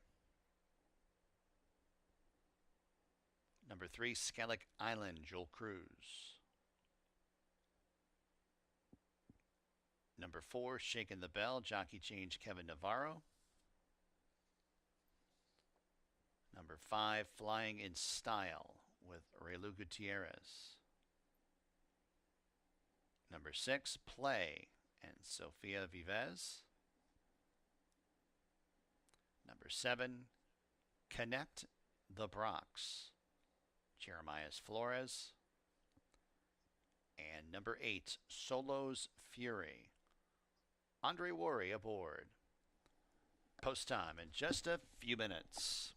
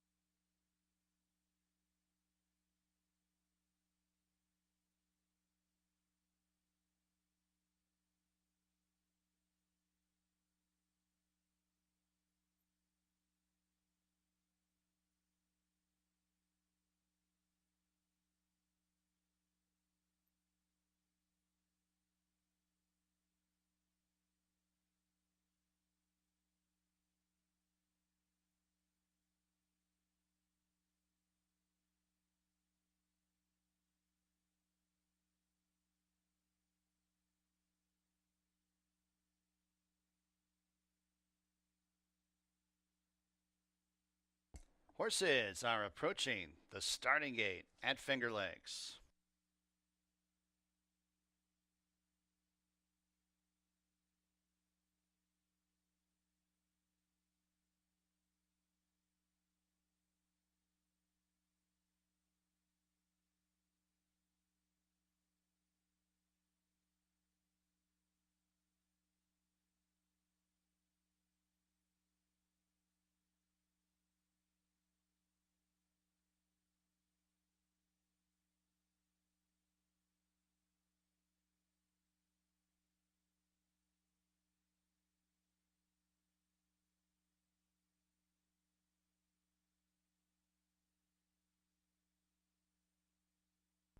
equipment change. The 5 flying and style races with blinkers on. 5 flying and style races with blinkers on.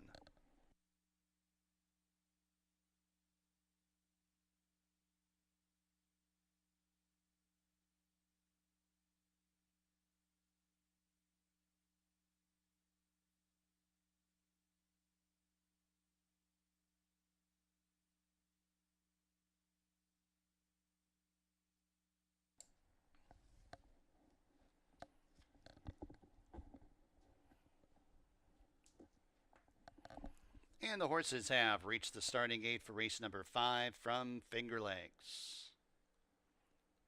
Field of 8 to go 6 furlongs. 8 to 5, number 8, Solo's Fury. 2 to 1, number 6, Play. And 3 to 1, number 5, Flying in Style.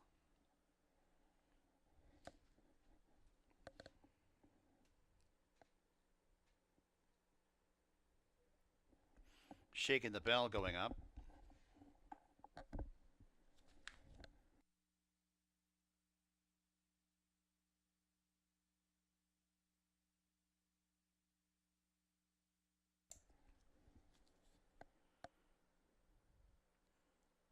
Profitability will be next after Play goes in. Looks like we got Dancing with Jake and Solo's Fury still behind the gate.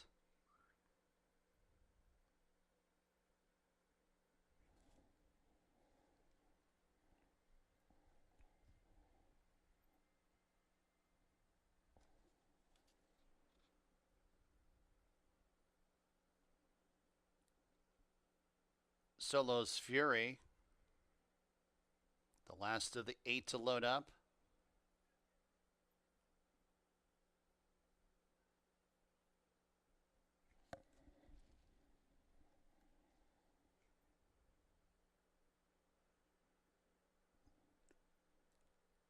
They're all in the gate. And they're off. A little bit of stumble there for Flying in Style and a sluggish start, Skellig Island. It's Play, who jets out for the lead. Profitability's in second, as it's Flying in Style, who plays catch-up, able to split rivals, going up into second and challenging for the lead. Pace is quick early on. Solo's Fury is on the outside third. Profitability backs off in fourth. Then it's Shaking the Bell towards the inside fifth, 8 lengths off the lead. 2 lengths back to Dancing with Jake, who's in sixth. And it's Connect the Brox and Skellig Island, who are at the tail of the field as they make the entry into the turn. Plays on top. Flying in Styles outside in second. Solo's Fury is in third, 2 lengths off the lead. A gap of about 8 lengths to Profitability in fourth. Connect the Brox is in fifth and 10 lengths off the lead. Passing Dancing with Jake. Skellig Island second last, and Shaking the Bell trails the field as they arrive at the top of the stretch. It's Play in those blue blinkers, who cuts the corner. Solo's Fury, big white face outside in second, as Flying in Style drops back in third. They have 1 furlong to go, and Play continues to find at the front end and strides away by 6 lengths over Solo's Fury. It's Play. Play crushes. Solo's Fury, a clear-cut second. Connect the Brox in third. Close for fourth between Flying in Style and Profitability.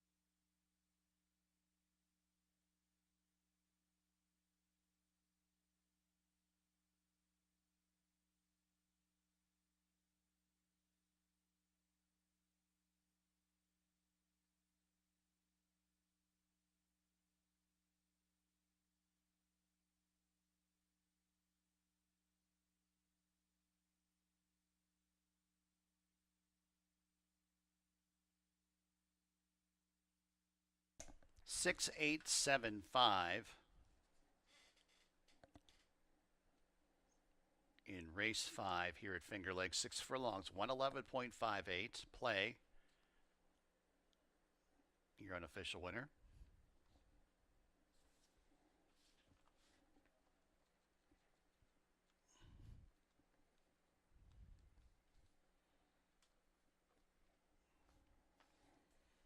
Back to the winner's circle. Number 6, Play.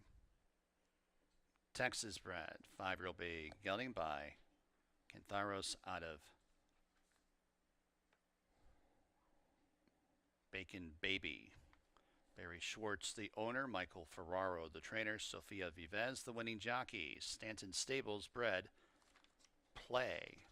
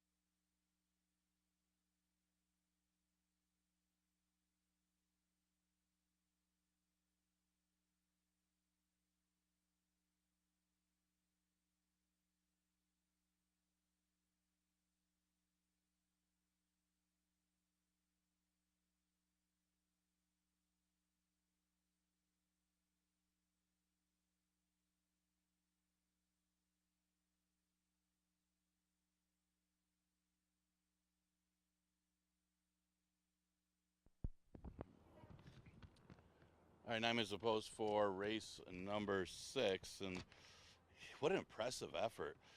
A play who at no point looked like that horse was going to lose. Sophia was rating that horse on the front end, and it isn't like inside speed's been great today either.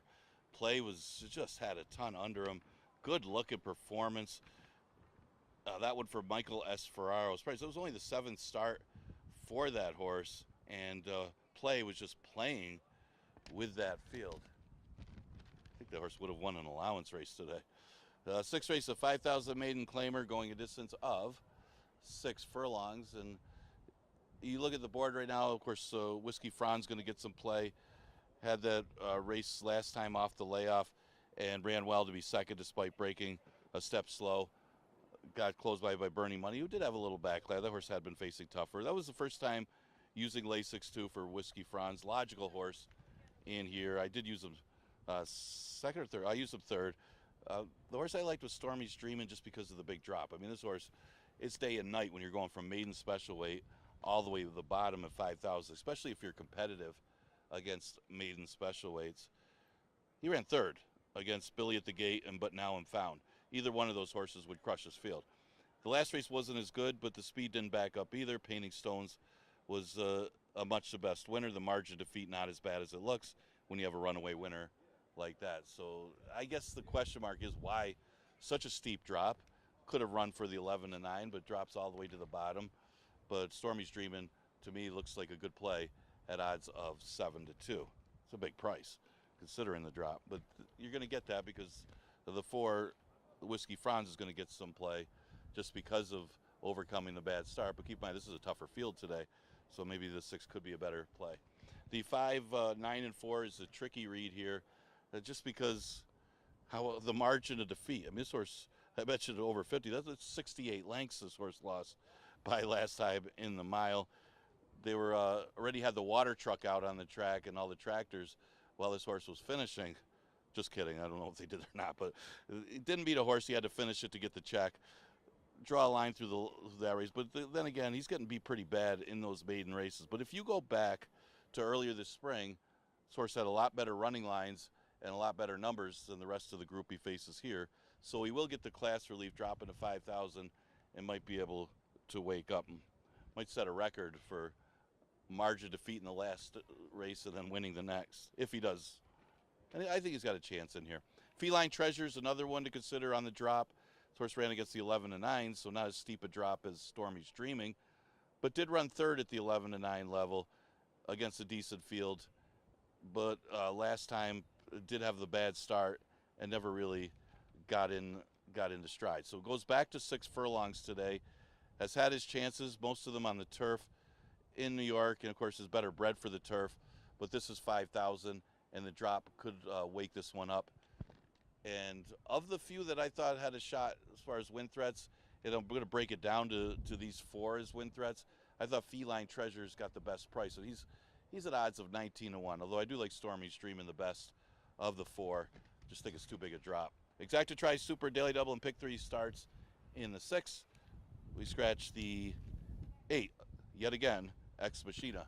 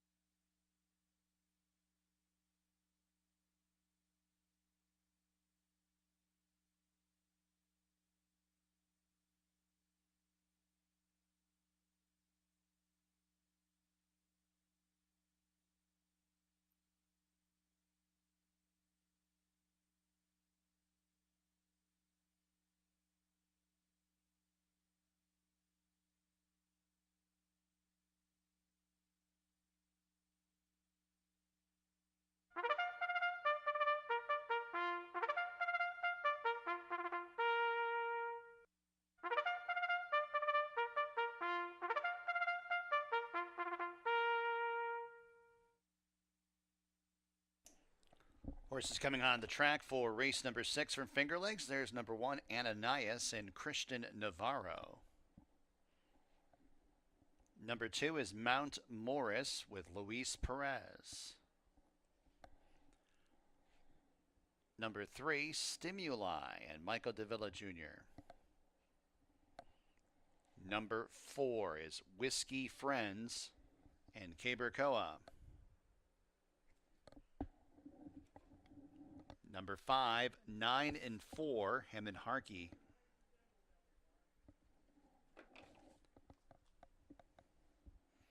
Number 6, Stormy's Dreaming, Andre Worry. Number 7, Feline Treasure, Joel Cruz.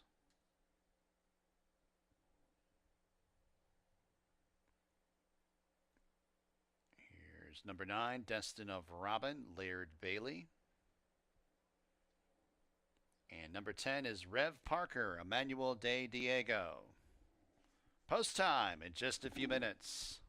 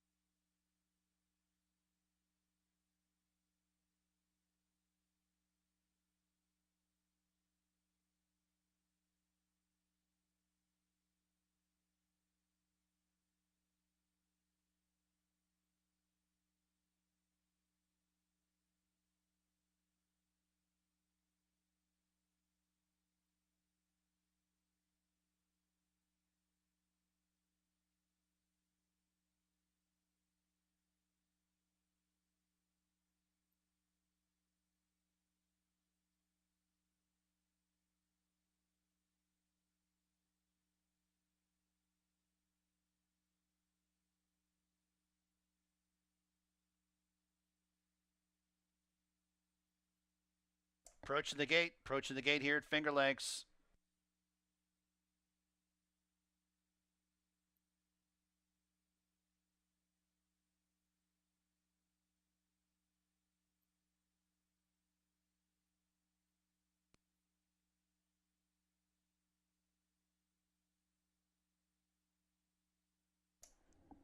And the horses have arrived at the gate for race number 6 from Finger Lakes. Field of 9 to go 6 furlongs. 4 to 5, number 4, Whiskey Friends.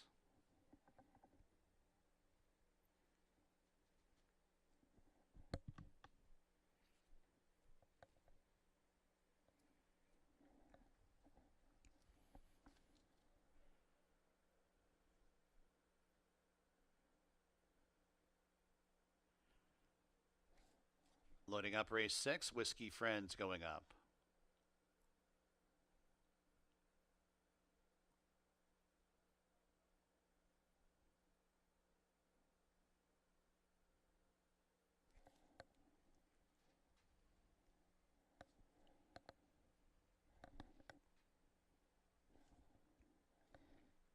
Stormy's Dreaming. Feline Treasure. Destin of Robin and Rev Parker.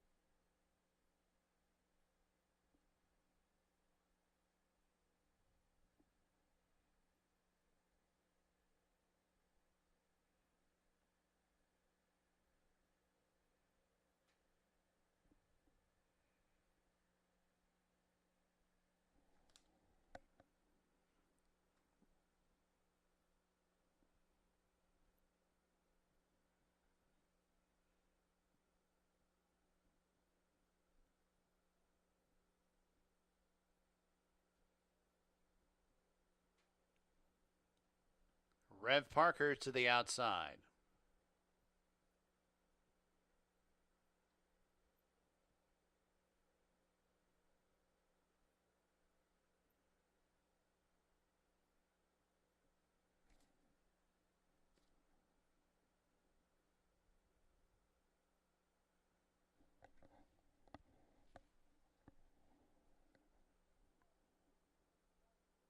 They're all in the gate, and they're off. It's Rev Parker who accelerates out for the front end. Stormy's Dreamin' is forwardly placed. Destin of Robin's on the outside. Feline Treasure in some tight quarters. Ananias is at the fence in 4, 2 lengths off the lead. Mount Morris 5th. Feline Treasure shuffled 6, 9 in 4s towards the inside. Whiskey Friends is 3 wide, 6.5 off the lead, and Stimuli is at the back of the pack. Well compact as they make the entry into the turn. It's Stormy's Dreamin' and Rev Parker. These two feud for the lead. Feline Treasure outside 3rd, passing Destin of Robin in 4th. Whiskey Friends emerging in 5th. 5 lengths off the lead is Whiskey Friends. Mount Morris is next. Ananias is 11 lengths off the lead. Then it's 9 and 4 in Stimuli as they arrive at the top of the stretch. Rev Parker, red blinkers, the outside of Stormy's Dreaming, and these two clash for the lead. Whiskey Friends is on the grandstand side in 3rd and 5 lengths off the lead. 1 furlong to go. It's Rev Parker who opens up by 3 lengths over Stormy's Dreamin'. Whiskey Friends is on the outside, but with a 16th to go, it's Rev Parker. Rev Parker lights up the tote board at 23-1. Whiskey Friends second. Stormy's Dreamin' was 3rd, close for 4th. Feline Treasure or Mount Morris.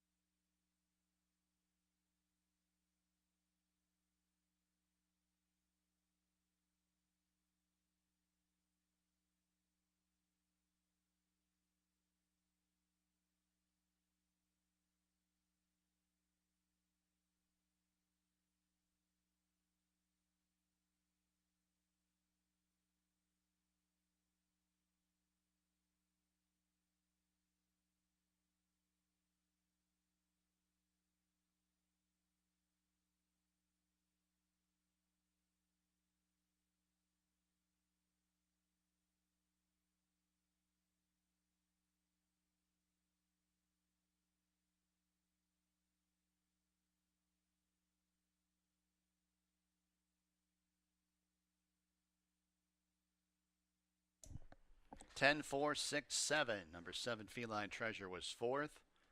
Rev Parker first. 6 furlongs, 113.09.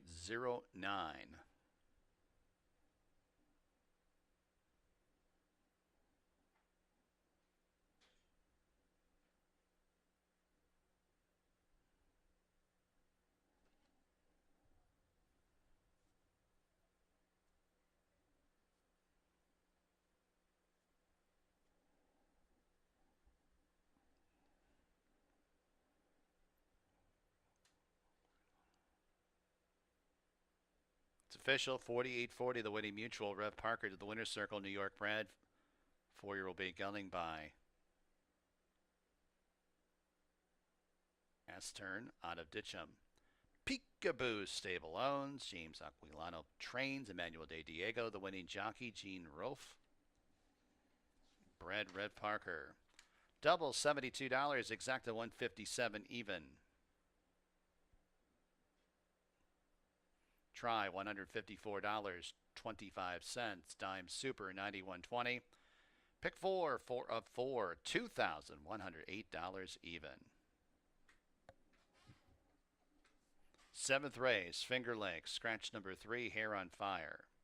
Exacta, trifecta, superfecta, daily double wagering. Post time, race 7 in about 19 minutes at 4:07 p.m.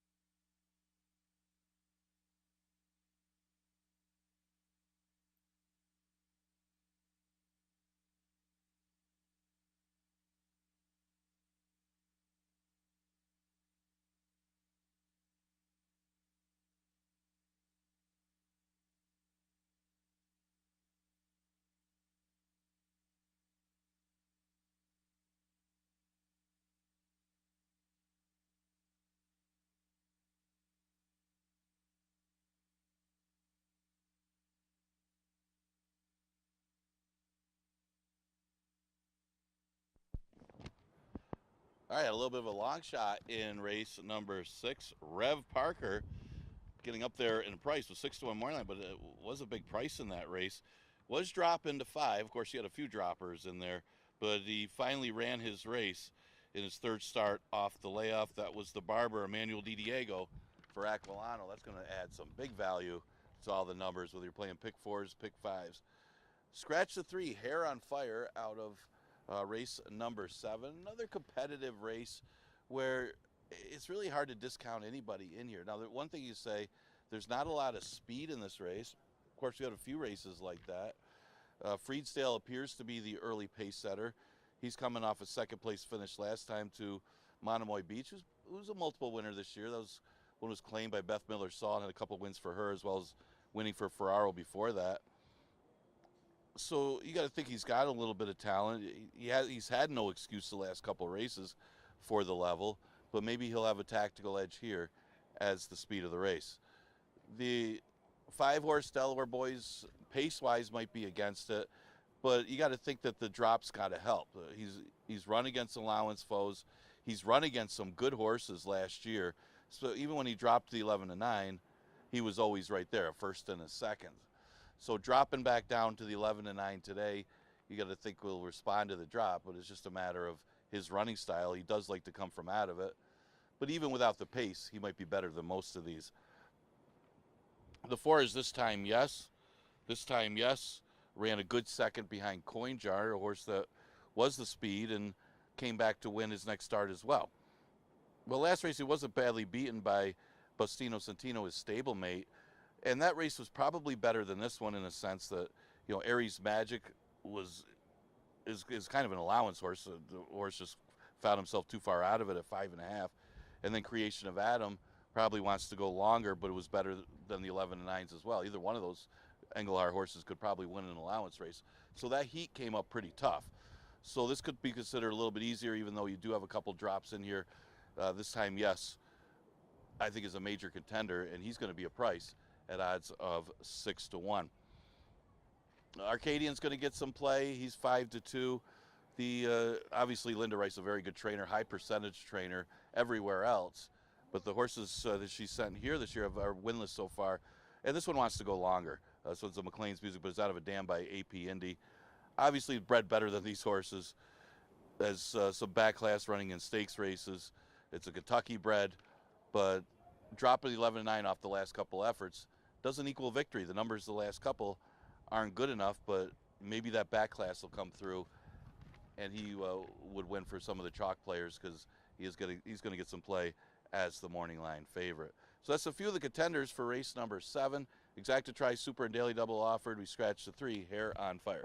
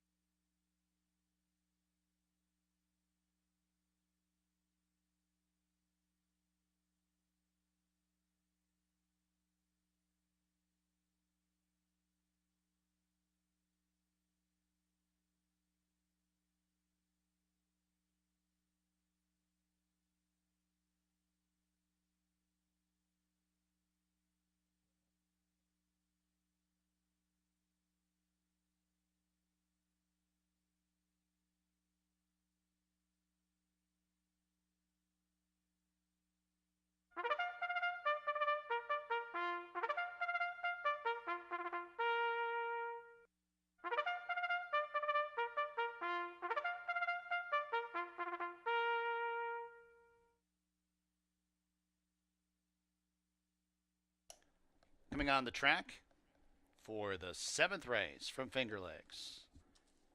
Scratch the 3. Here's your field. Number 1 is Knox with jockey Emily Ellingwood. Number 2, Freedsdale, Cabercoa.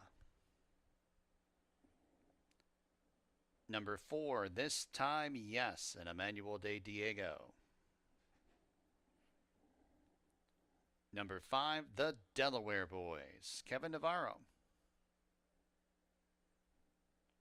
Number 6, Hereby, Raylu Gutierrez. And number 7, Arcadian, Hemin Harkey, the riding assignment. Post time in just a few minutes.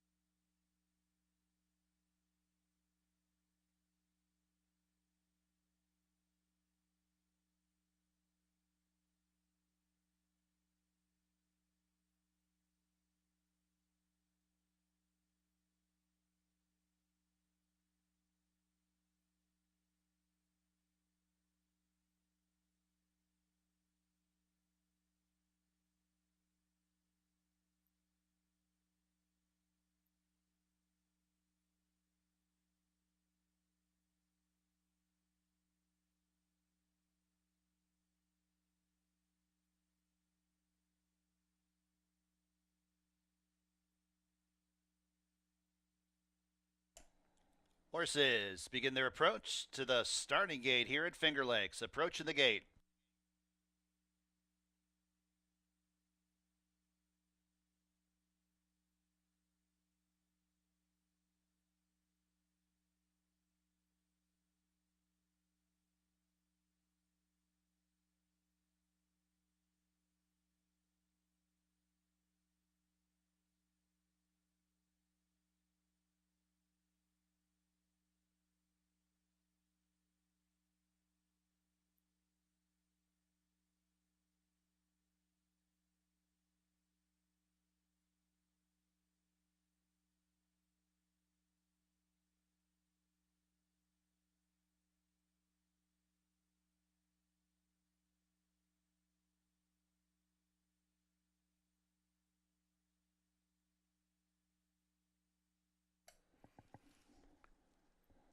Horses arrive at the gate for race number 7 from Finger Lakes.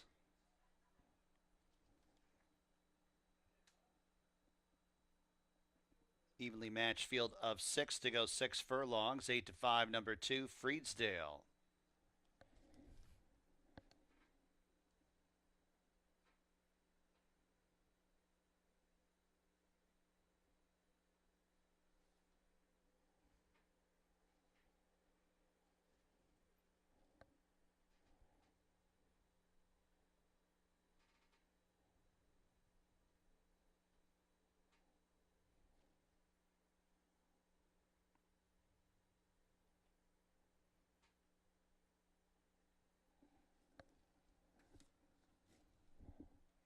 Arcadian, the last to load up.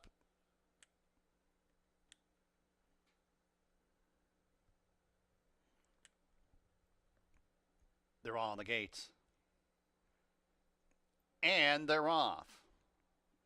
It's Freedsdale who rushes out for the lead. This time, yes, in between horses. The Delaware Boys hereby is 4 wide. This time, yes, hereby first and second. The Delaware Boys is in a tight spot in between horses in third. Freedsdale fourth, a gap of 4. Back to Arcadian in second last, and 3 more lengths to Knox, who brings up the rear. Half mile to go. This time, yes, gets pressure from hereby on the outside second. The Delaware Boys and Freedsdale are in the third and fourth spots. Then about 6 lengths back to Arcadian, nudge to pun in second last, and a length and a half to Knox, who trails. First quarter, 22 and 4/5, 2.5 furlongs to go. Hereby, this time, yes, doing battle on the front end. The Delaware Boys is the outside of Freedsdale, third and fourth. Then 3.5 lengths back to Knox, who's out of last, but going wide. Arcadian trails the field as they got 3/16 to go.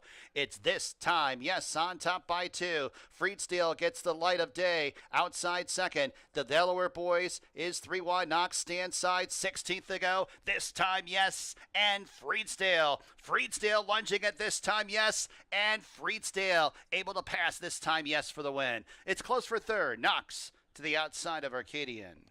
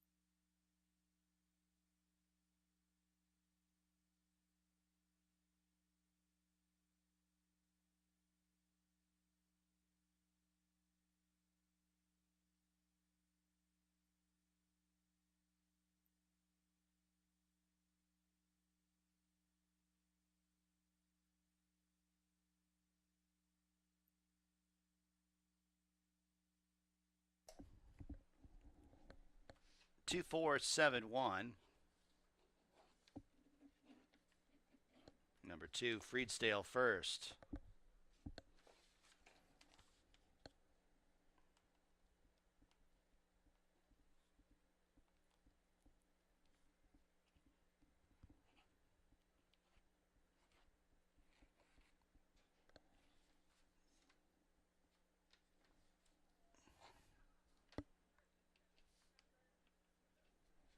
Back to the winner's circle. Number 2, Freedsdale.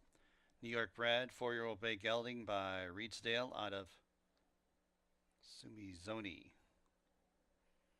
Everyday's Cricket Racing owns. M. Anthony Ferraro trains. Caber Koa, the winning jockey. Everything's Cricket Racing, also the breeder. 2 wins in the card for trainer M. Anthony Ferraro. 3 wins for jockey Caber Koa. It's official, $5.80 the winning mutual. Daily double, $215.50. Exacta, $21.50. Try, $38.50. Dime Superfacta, $21.25. 8th and final, Finger Lakes. Scratch number 4, Who's Got the Tip? The 7, Divorced, of course. And number 8, Digital Currency. Exacta, trifecta, superfecta wagering. Post time 8th and final in about 20 minutes at 4:37 p.m.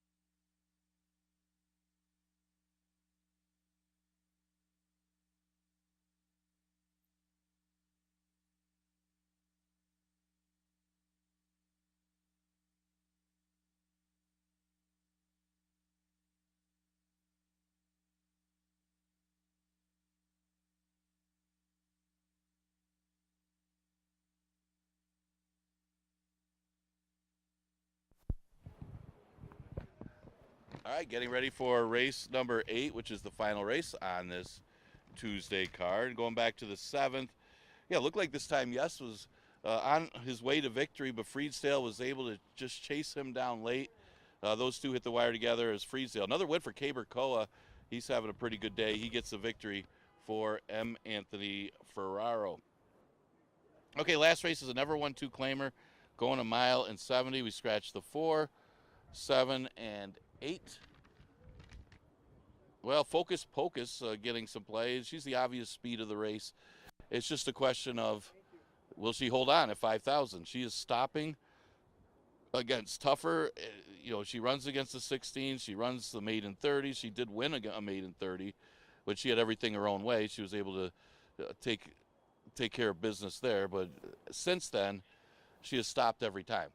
Well, she goes a little further today than her last race. She catches, the big thing is the drop to 5,000. She may prove tough to catch, and she's getting some play at 4 to 5. I did think that maybe our First Lady would be able to chase her down, and she'd be the most likely. She hasn't shown much yet this year, though. She started off in a sprint. That was probably just a tightener, but the 2 routes haven't been good. She just hasn't been within double digits of either start against allowance horses, but she gets some serious class relief dropping to 5,000. As long as she could stay within range of Focus Pocus, maybe she can chase her down. And I think that's how everybody's looking at this race. Focus Pocus is the speed. Does she stop on the front? That's the question. Can anybody chase her down? I thought maybe our First Lady, with the class relief, would be the one to do so if she does indeed stop like she usually does. Again, sometimes they don't for 5,000. Mission Impassable, well, that 116 is a little misleading. That the track was really slow early in the day. The other $5,000 race went 116 as well. I think that was the second race. I think it was the 4th race that day also went in 116. Towards the end of the day, the times got back to normal. It was just a deeper, slower track earlier in the day. So that's why she's got such a low number, and that's why the time looks so slow. But keep in mind, she was running against special weights competitively, and the buyer is going to be misleading because of that, because the track changed that day. So she stretches out today for the first time. She stays at the 5,000 level, so she's definitely dangerous in this spot. And she's going to be a price because people are going to be turned off by that 116 time. It was one of the slower times you'll see for a 6-furlong thoroughbred. Exacta Tri is super offer in the last. Remember, tomorrow we start a little bit later. First race post is going to be at 1:15. I'll see you then.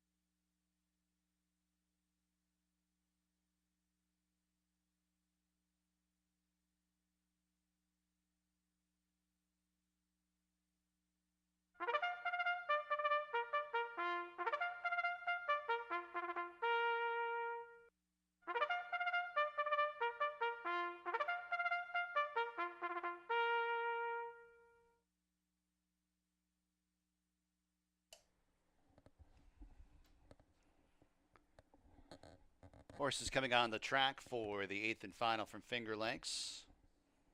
Number 1, Mission Avenue leads the post parade with Jeremias Flores. Number 2 is Our First Lady and Christian Navarro. Number 3 is Journey of 5 with Joey Martinez.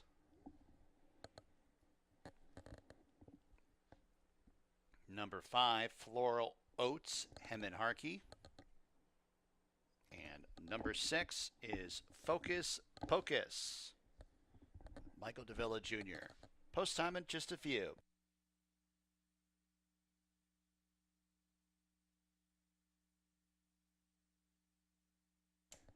I'll let everyone know that Wednesday's program here at Finger Lakes is available for download at fingerlakesgaming.com. Wednesday's program now online for download at fingerlakesgaming.com.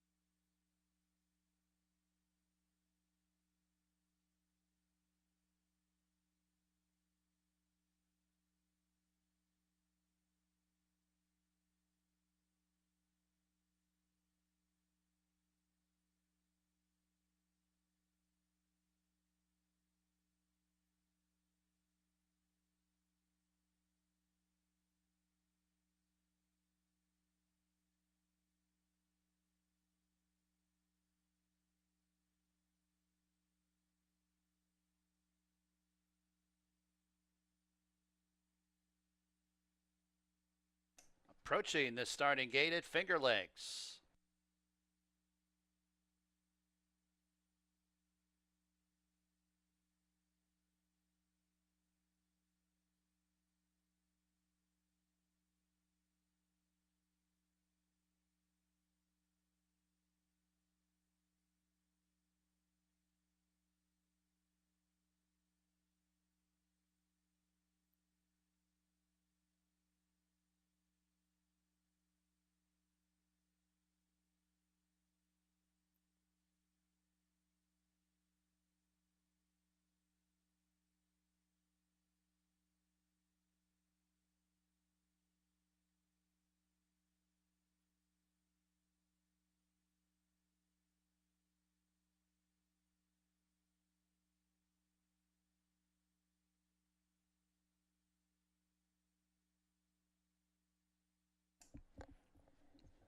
And the horses have reached the starting gate for the 8th and final from Finger Lakes.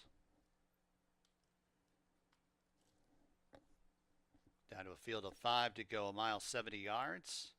6 to 5, number 6, Focus Pocus. 2 to 1, number 2, Our First Lady. 5 to 2, number 5, Floral Oats. Journey of 5 walking up.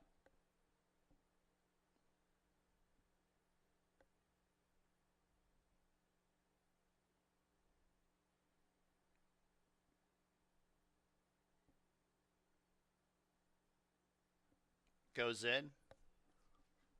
Floral Oats. Focus Pocus.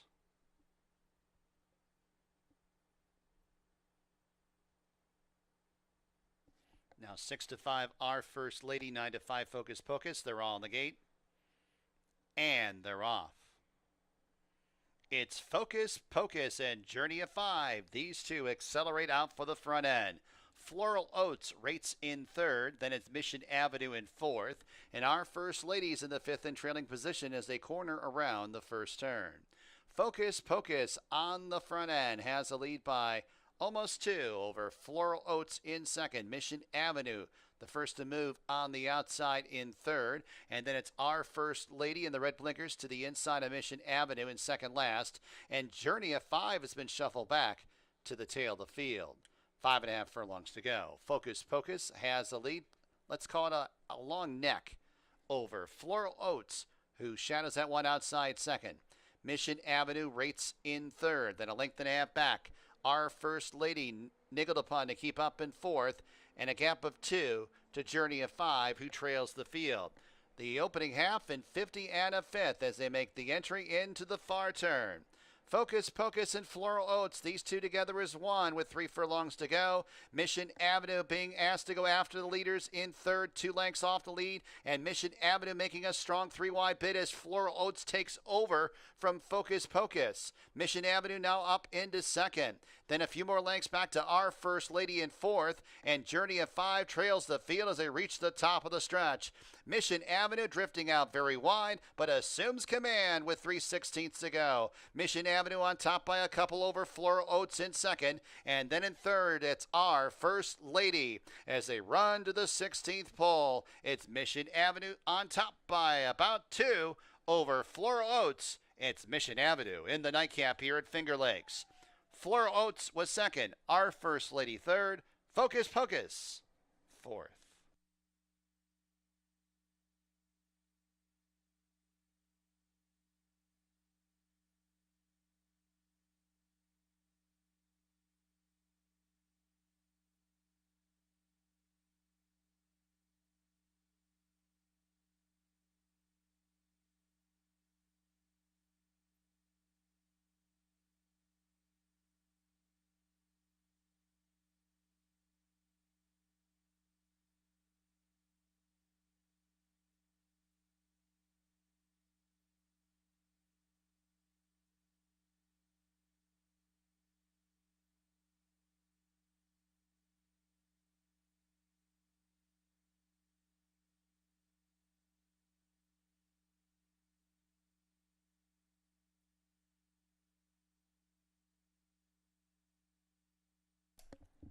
One, 5, 2, 6. Mission Avenue first.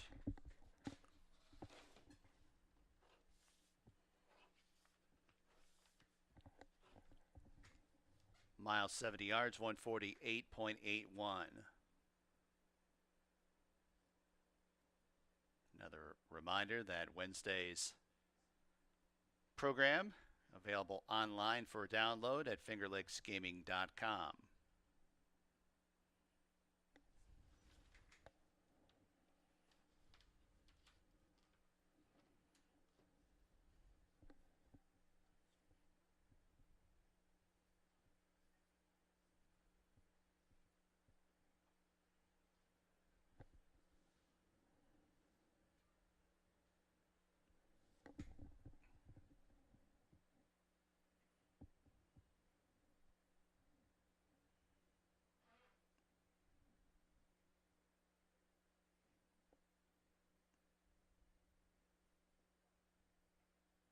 To the winner's circle, number 1, Mission Avenue. New York bred, 3-year-old Gray Filly by Mission Impassable out of Dean Avenue. CBT Breds LLC owns, Deborah Breed trains, Jeremiah Flores, the winning jockey, Carl Burr, the breeder of Mission Avenue.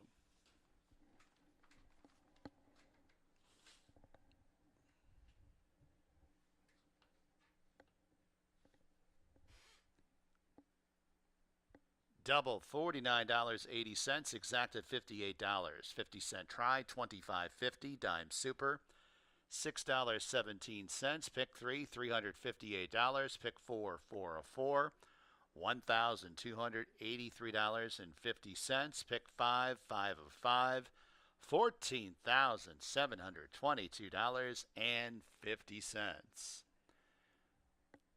Eighth race is the last live race here at Finger Lakes on a Tuesday. Next live racing day tomorrow, Wednesday. And please note the post time, 15 minutes later than on Monday or Tuesday, 1:15 p.m. post time, first post for the Wednesday card here at Finger Lakes. But for today, from high atop the roof here at Finger Lakes, this is your track announcer, Bill Downs, signing off. Have a tremendous evening.